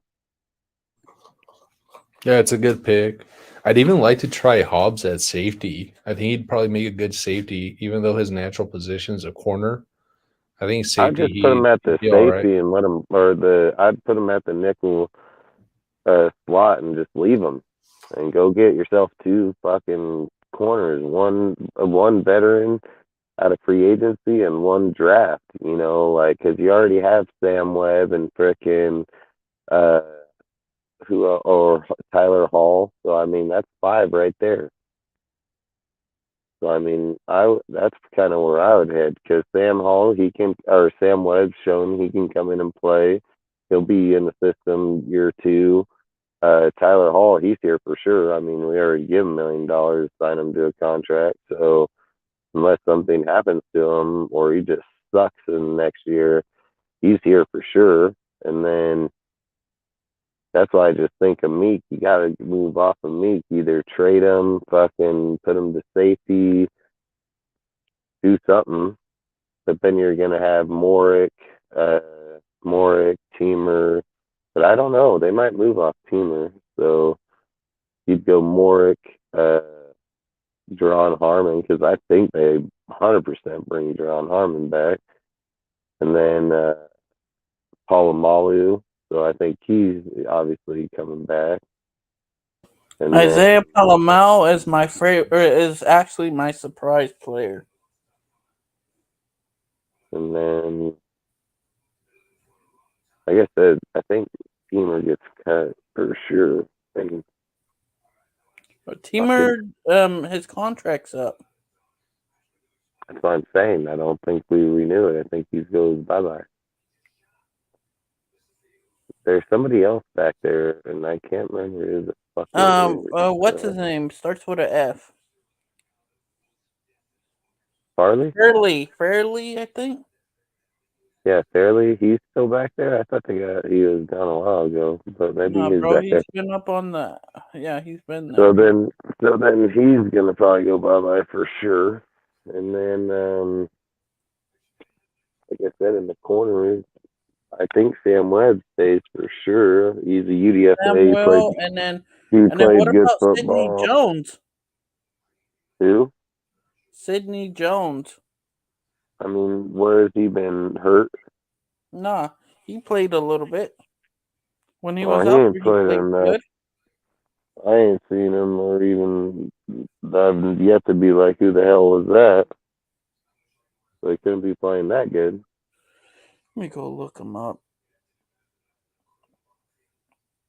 How's Ghost? You still there?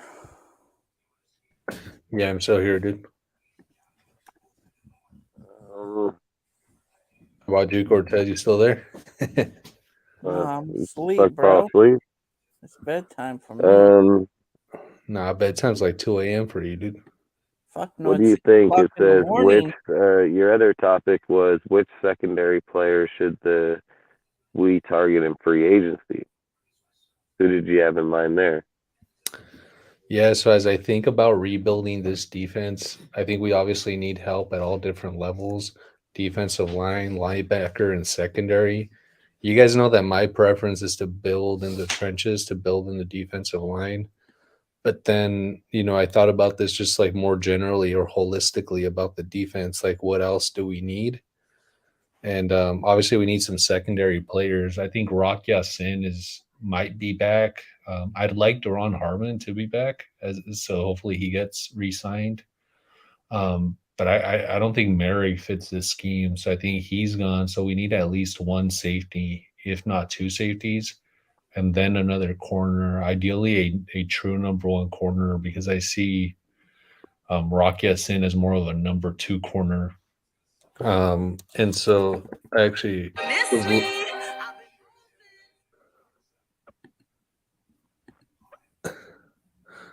was it just me or did I hear music? That was Who should we Cortez's target? fucking midget donkey porn fucking video over there. So I think we should. Hold on, he wasn't done talking. What are you talking about? You think? I want the same. It ain't your turn.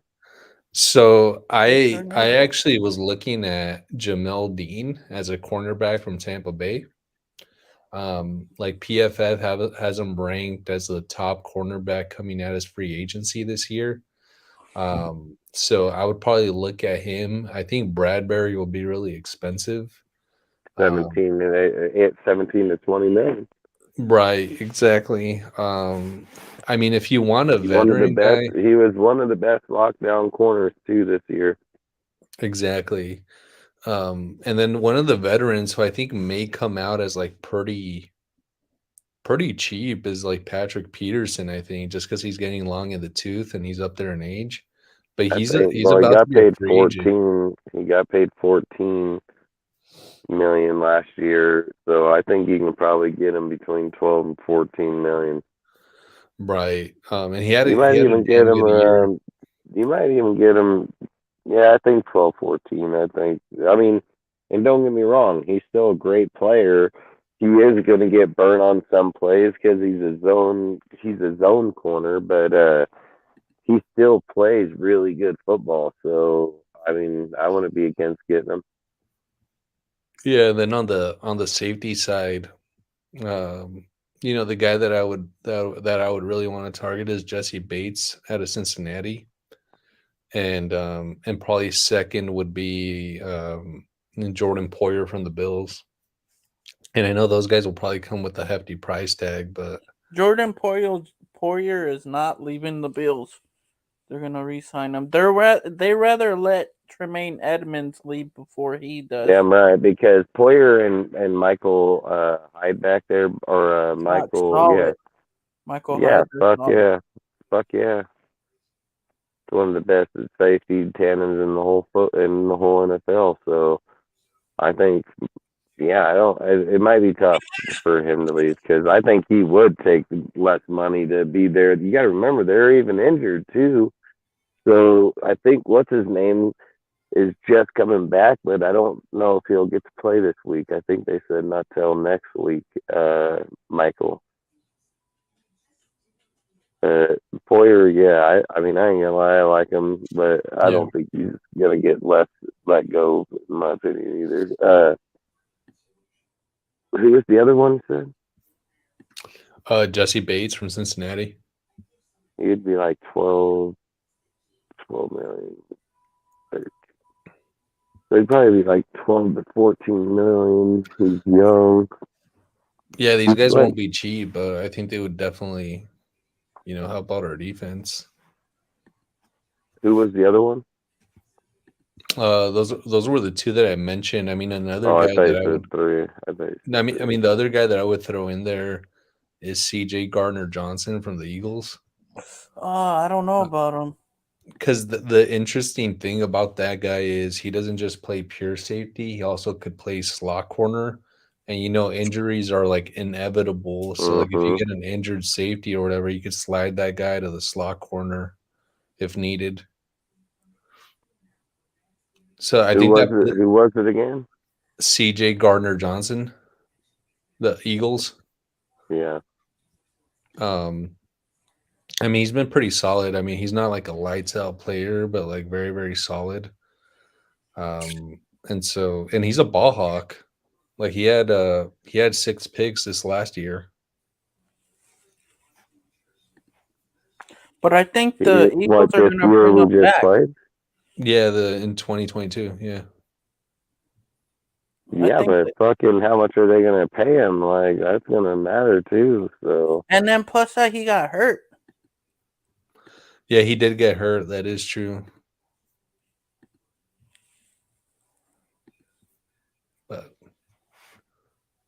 I got to pop out for a few minutes, guys, but continue chatting. If you guys are on in the next like 15, 20, I'll try to hop back on.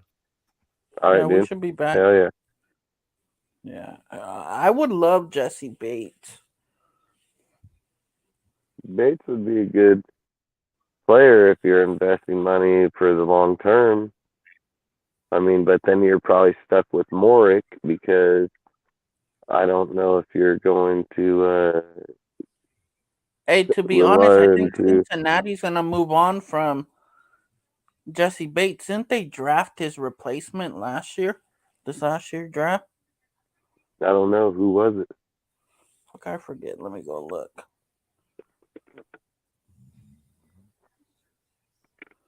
Cincinnati Bengals 2022 draft.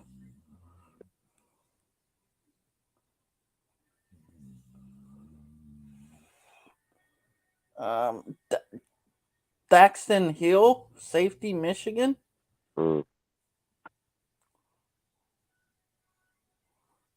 Braxton. Daxton, pick 31. So they drafted him in the first. Did he play it all this year?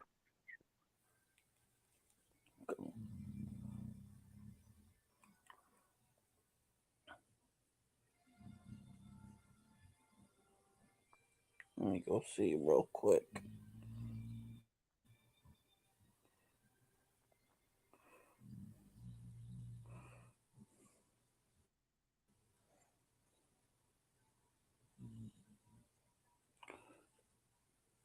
Yeah, he did play.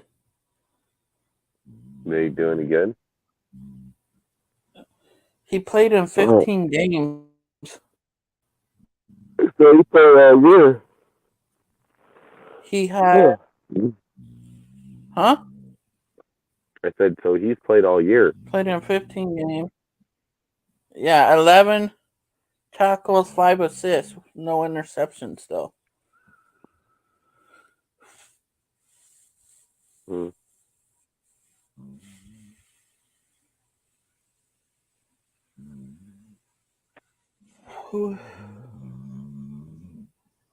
Was that your dog?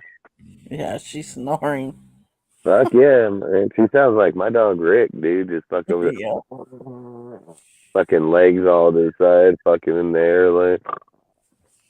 Oh yeah, she's been acting weird today. You want to finish up this mock draft? Yeah, let's finish this so we can hop off, dude. I gotta get home. Fuck, it's getting late, and I don't know, fucking get to bed. I feel like that dog right now. Oh yeah, I'm gonna go to bed. Let's just pick through here. Let's just pick it. We don't gotta look at them real quick. Let's just pick. We're gonna take Martin. Yeah, let's pick Martin.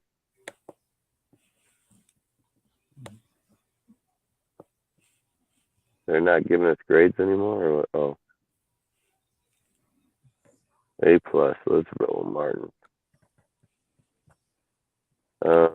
Let's look at our needs real quick. What needs do we have left? We need O-line, tight end, running back. All right, let's zoom in here so I can get a look at these. Let me go over.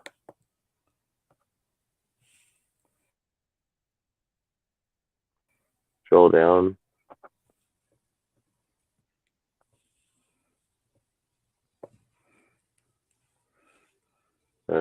Scroll down more.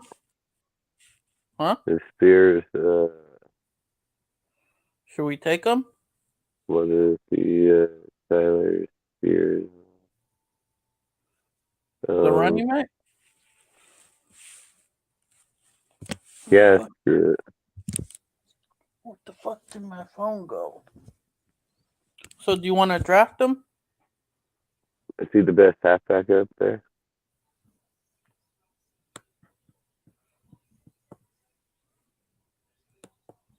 Yep.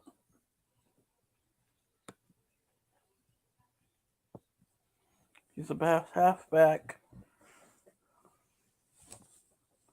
Let me look real quick. Look him up, see who he is. I mean,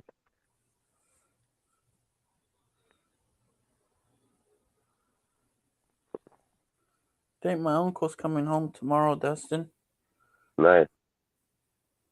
Yep. So his 40 is 4.40. What was his yards and touchdown last year? His 5'10". He's 5'10". 210 pounds. 190, 5'10", 190. Mm. As a senior in 2022, he played in 13 games, ran for outstanding 1,381 yards on 214 carries for a outstanding average of 6.5 yards per carry, with 15 touchdowns with 1 fumble. In the passing game, he had 21 receptions for outstanding 232 or 37 yards. Let me see. His rushing's 82. His break tackling's 86. His receiving / hands is 68. Pass blocking's 49. His run blocking is 61. 77 overall. I want to see what are his weakness. These are his weakness. He'll be related to outside runs is a little bit more than cut blocking and a blitz pickup. He's limited to cut blocking when it comes to blitz pickup. Spurs has a slight build for a running back, and Spurs isn't going to grind out your yardage between the tackles as he lacks power and runs with a fair height pad level.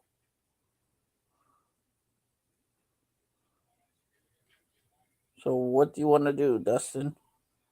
Who do you think? We could just take them and see what they give us. Or should we look at tight end? Do we need a tight end? Did we take one? I mean, just look up at the top. Look at the top, is it? No, we didn't take a tight end. Let's look. Let's look at the ring. Oh, hell no.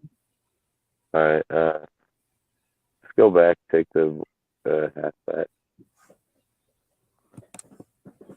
This one? Yeah.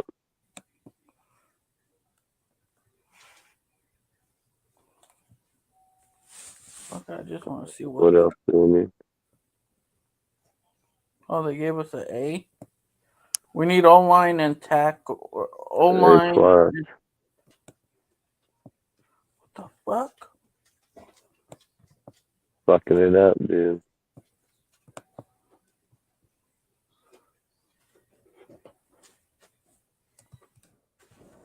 What the fuck happened, man? You click down on it.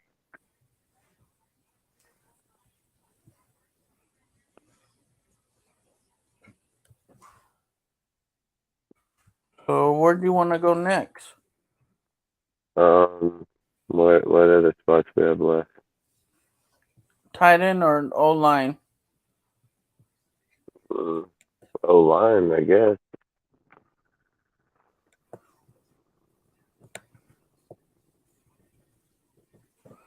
You want me to look up this TJ Bass?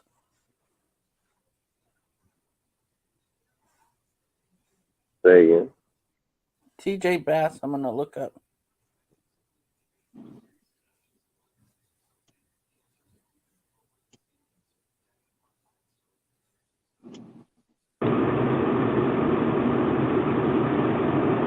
TJ Bass, or where? Oh, Oregon? Yeah. Yeah.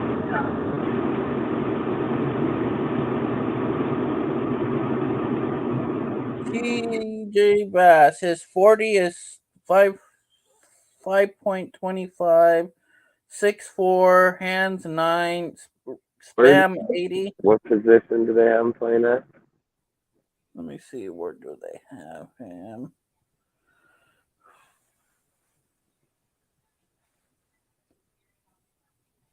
Right guard. I'd pick him up. Left guard. I'd pick him up. You can just move Parham to the right side. And he played tackle his last year. Left tackle. Did he play good? How big is he?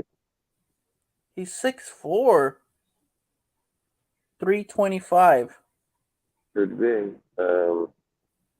His arms are 31 and 1/4. 31 and 62, 63 and a quarter.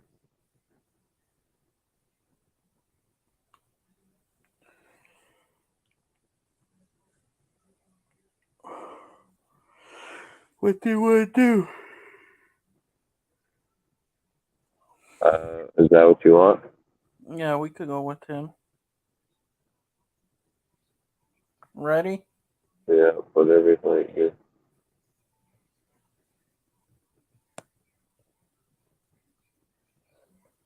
They gave us an A for him. A plus again? Yep. All right, scroll down. How many more picks? What pick are we at? 32.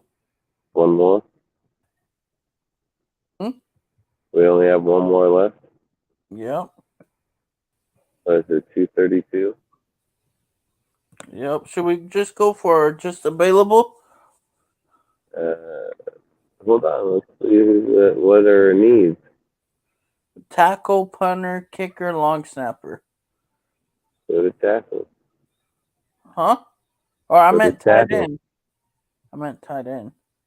What pick? What number are we? 232. Go to tight end.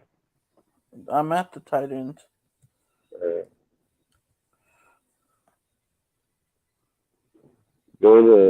Just go to all.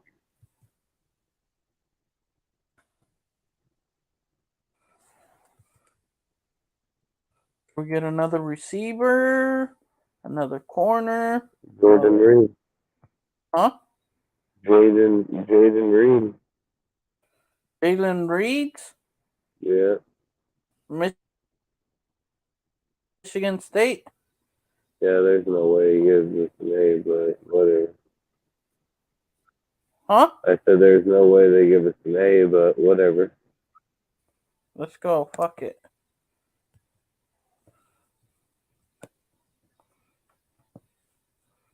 What'd they give us? A B. Yeah, that's what I figured, but fuck it. Get a picture of that. And then I'll send it to you. Yep. No, we're about to end the show anyways, man, because I got to get up off here. I got to head home. Oh, we're off early tonight? Yeah, man. I mean, I got to get up hill early tomorrow, and I only got a few hours of sleep last night, and I was tired as shit this morning. So, yeah, for sure. Like I say, man, I appreciate everybody that always stops by, sticks around with us for the whole entire show. Man, I can't even explain how grateful we are for you guys to do that, because you guys do stick around for a long time, man. You're here from the beginning to the end. We're about to hit the 4-hour mark like we always do. We're always here for 4 to 6 hours. Again, I love that you guys come here, interact with us, go through all the deals we go through, all the subjects, all the topics, all the mock drafts, everything. So again, really do appreciate you guys stopping by. What do we got going on this weekend? We got some playoff football going on. So what teams we got going on? Let's do a little end cap real quick here on what teams do we have showing up. Do you know? Can you bring it up? Yeah. What games are tomorrow? Yeah.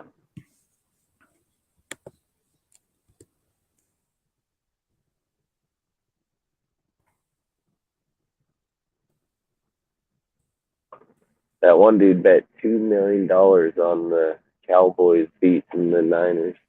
Yeah, that's the same one. So tomorrow on NBC at 1:30 Pacific time, we got Jacksonville going to Kansas City.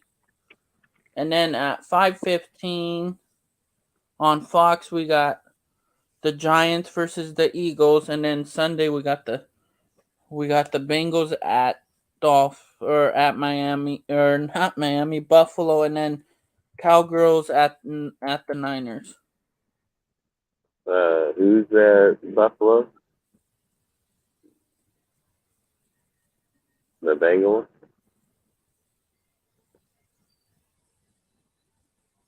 You hear me? Huh?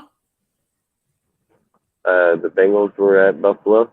Yeah, on Sunday. All right, so who do you think wins? Go up to the top. Let's go through. I got Jacksonville tomorrow. I got Eagles. I got Buffalo, and I got the Niners. I got the Niners, the Bengals. You got the Bengals over the Bills? The Giants, and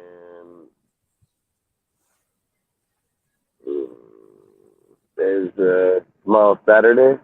Oh, yeah. I got Jacksonville. Yeah. So I'm going Jacksonville, New York.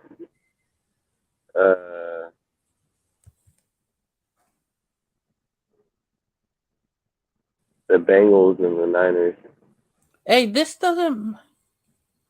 I think Danny Dimes might beat the fucking Eagles because I always say when you're in divisional games, dude, it's the hardest ones to fucking win, and they know you so well.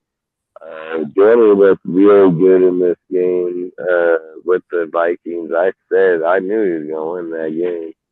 And I said even the first time they played around, even in the house, they were only down by a touchdown at the end of the game. So, yeah, no, I think he can beat the Eagles. Who plays Sunday? Who plays Sunday? Yeah. That's the 2-game Sunday, the Niners. Oh, yeah, duh. All right, well, shit, that's good. So, Niners beat Cowboys.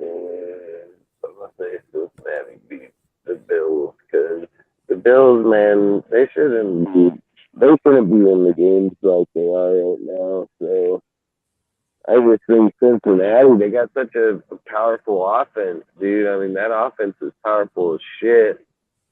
So I just think, I think they can win that game.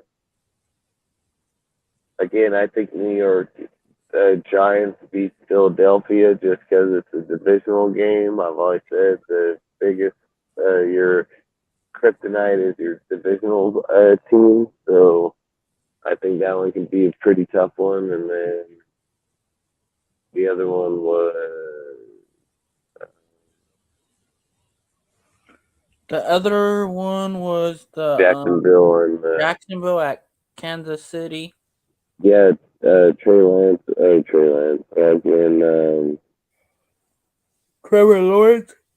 Trevor Lawrence, dude, hasn't never lost on a Saturday yet, so. Yep. Yeah, didn't he play last Saturday?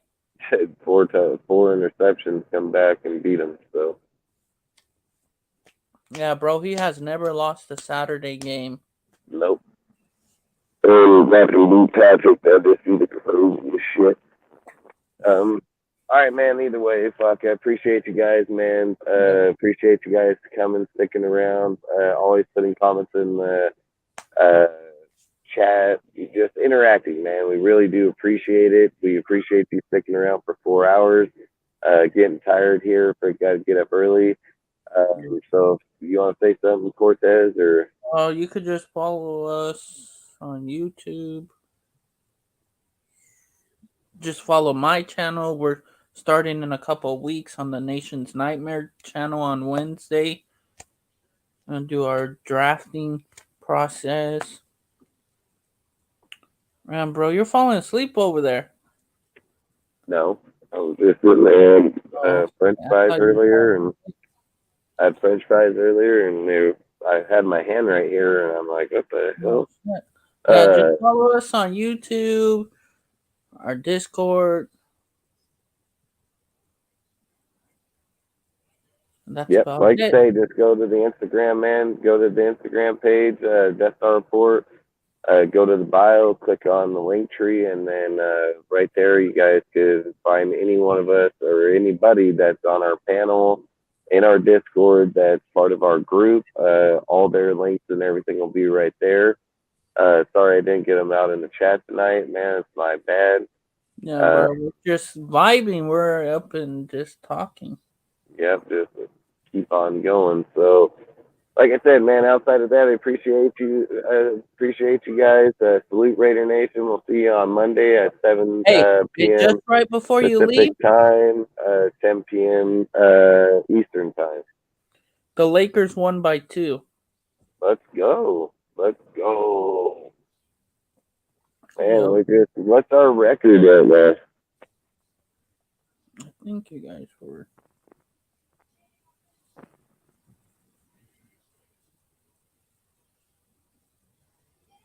(21-25). 4 games, but we're 2 games behind. So, man, John Moran's team is the second best team in the West. That's what I'm saying, dude. The Lakers win against good teams and lose against bad teams. We're only 10 games from first place. The Warriors are only 10 games out of first. Where are we at right now? You guys are 13th. 12 games back.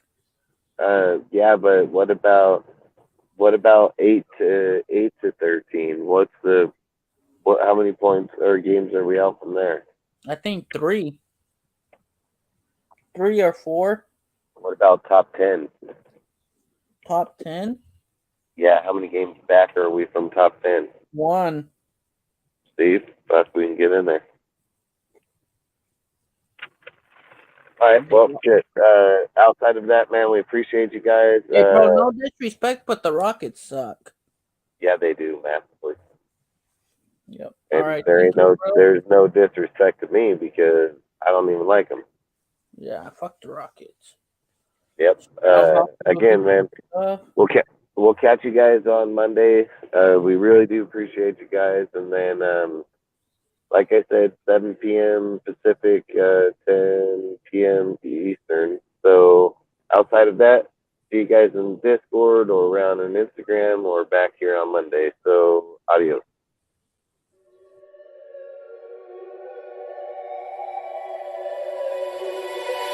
Wake up to the sounds of the silence that allows for my mind to run around with my ear up to the ground. I'm searching to behold the stories that I told when my back is to the world. Was smiling when I turned.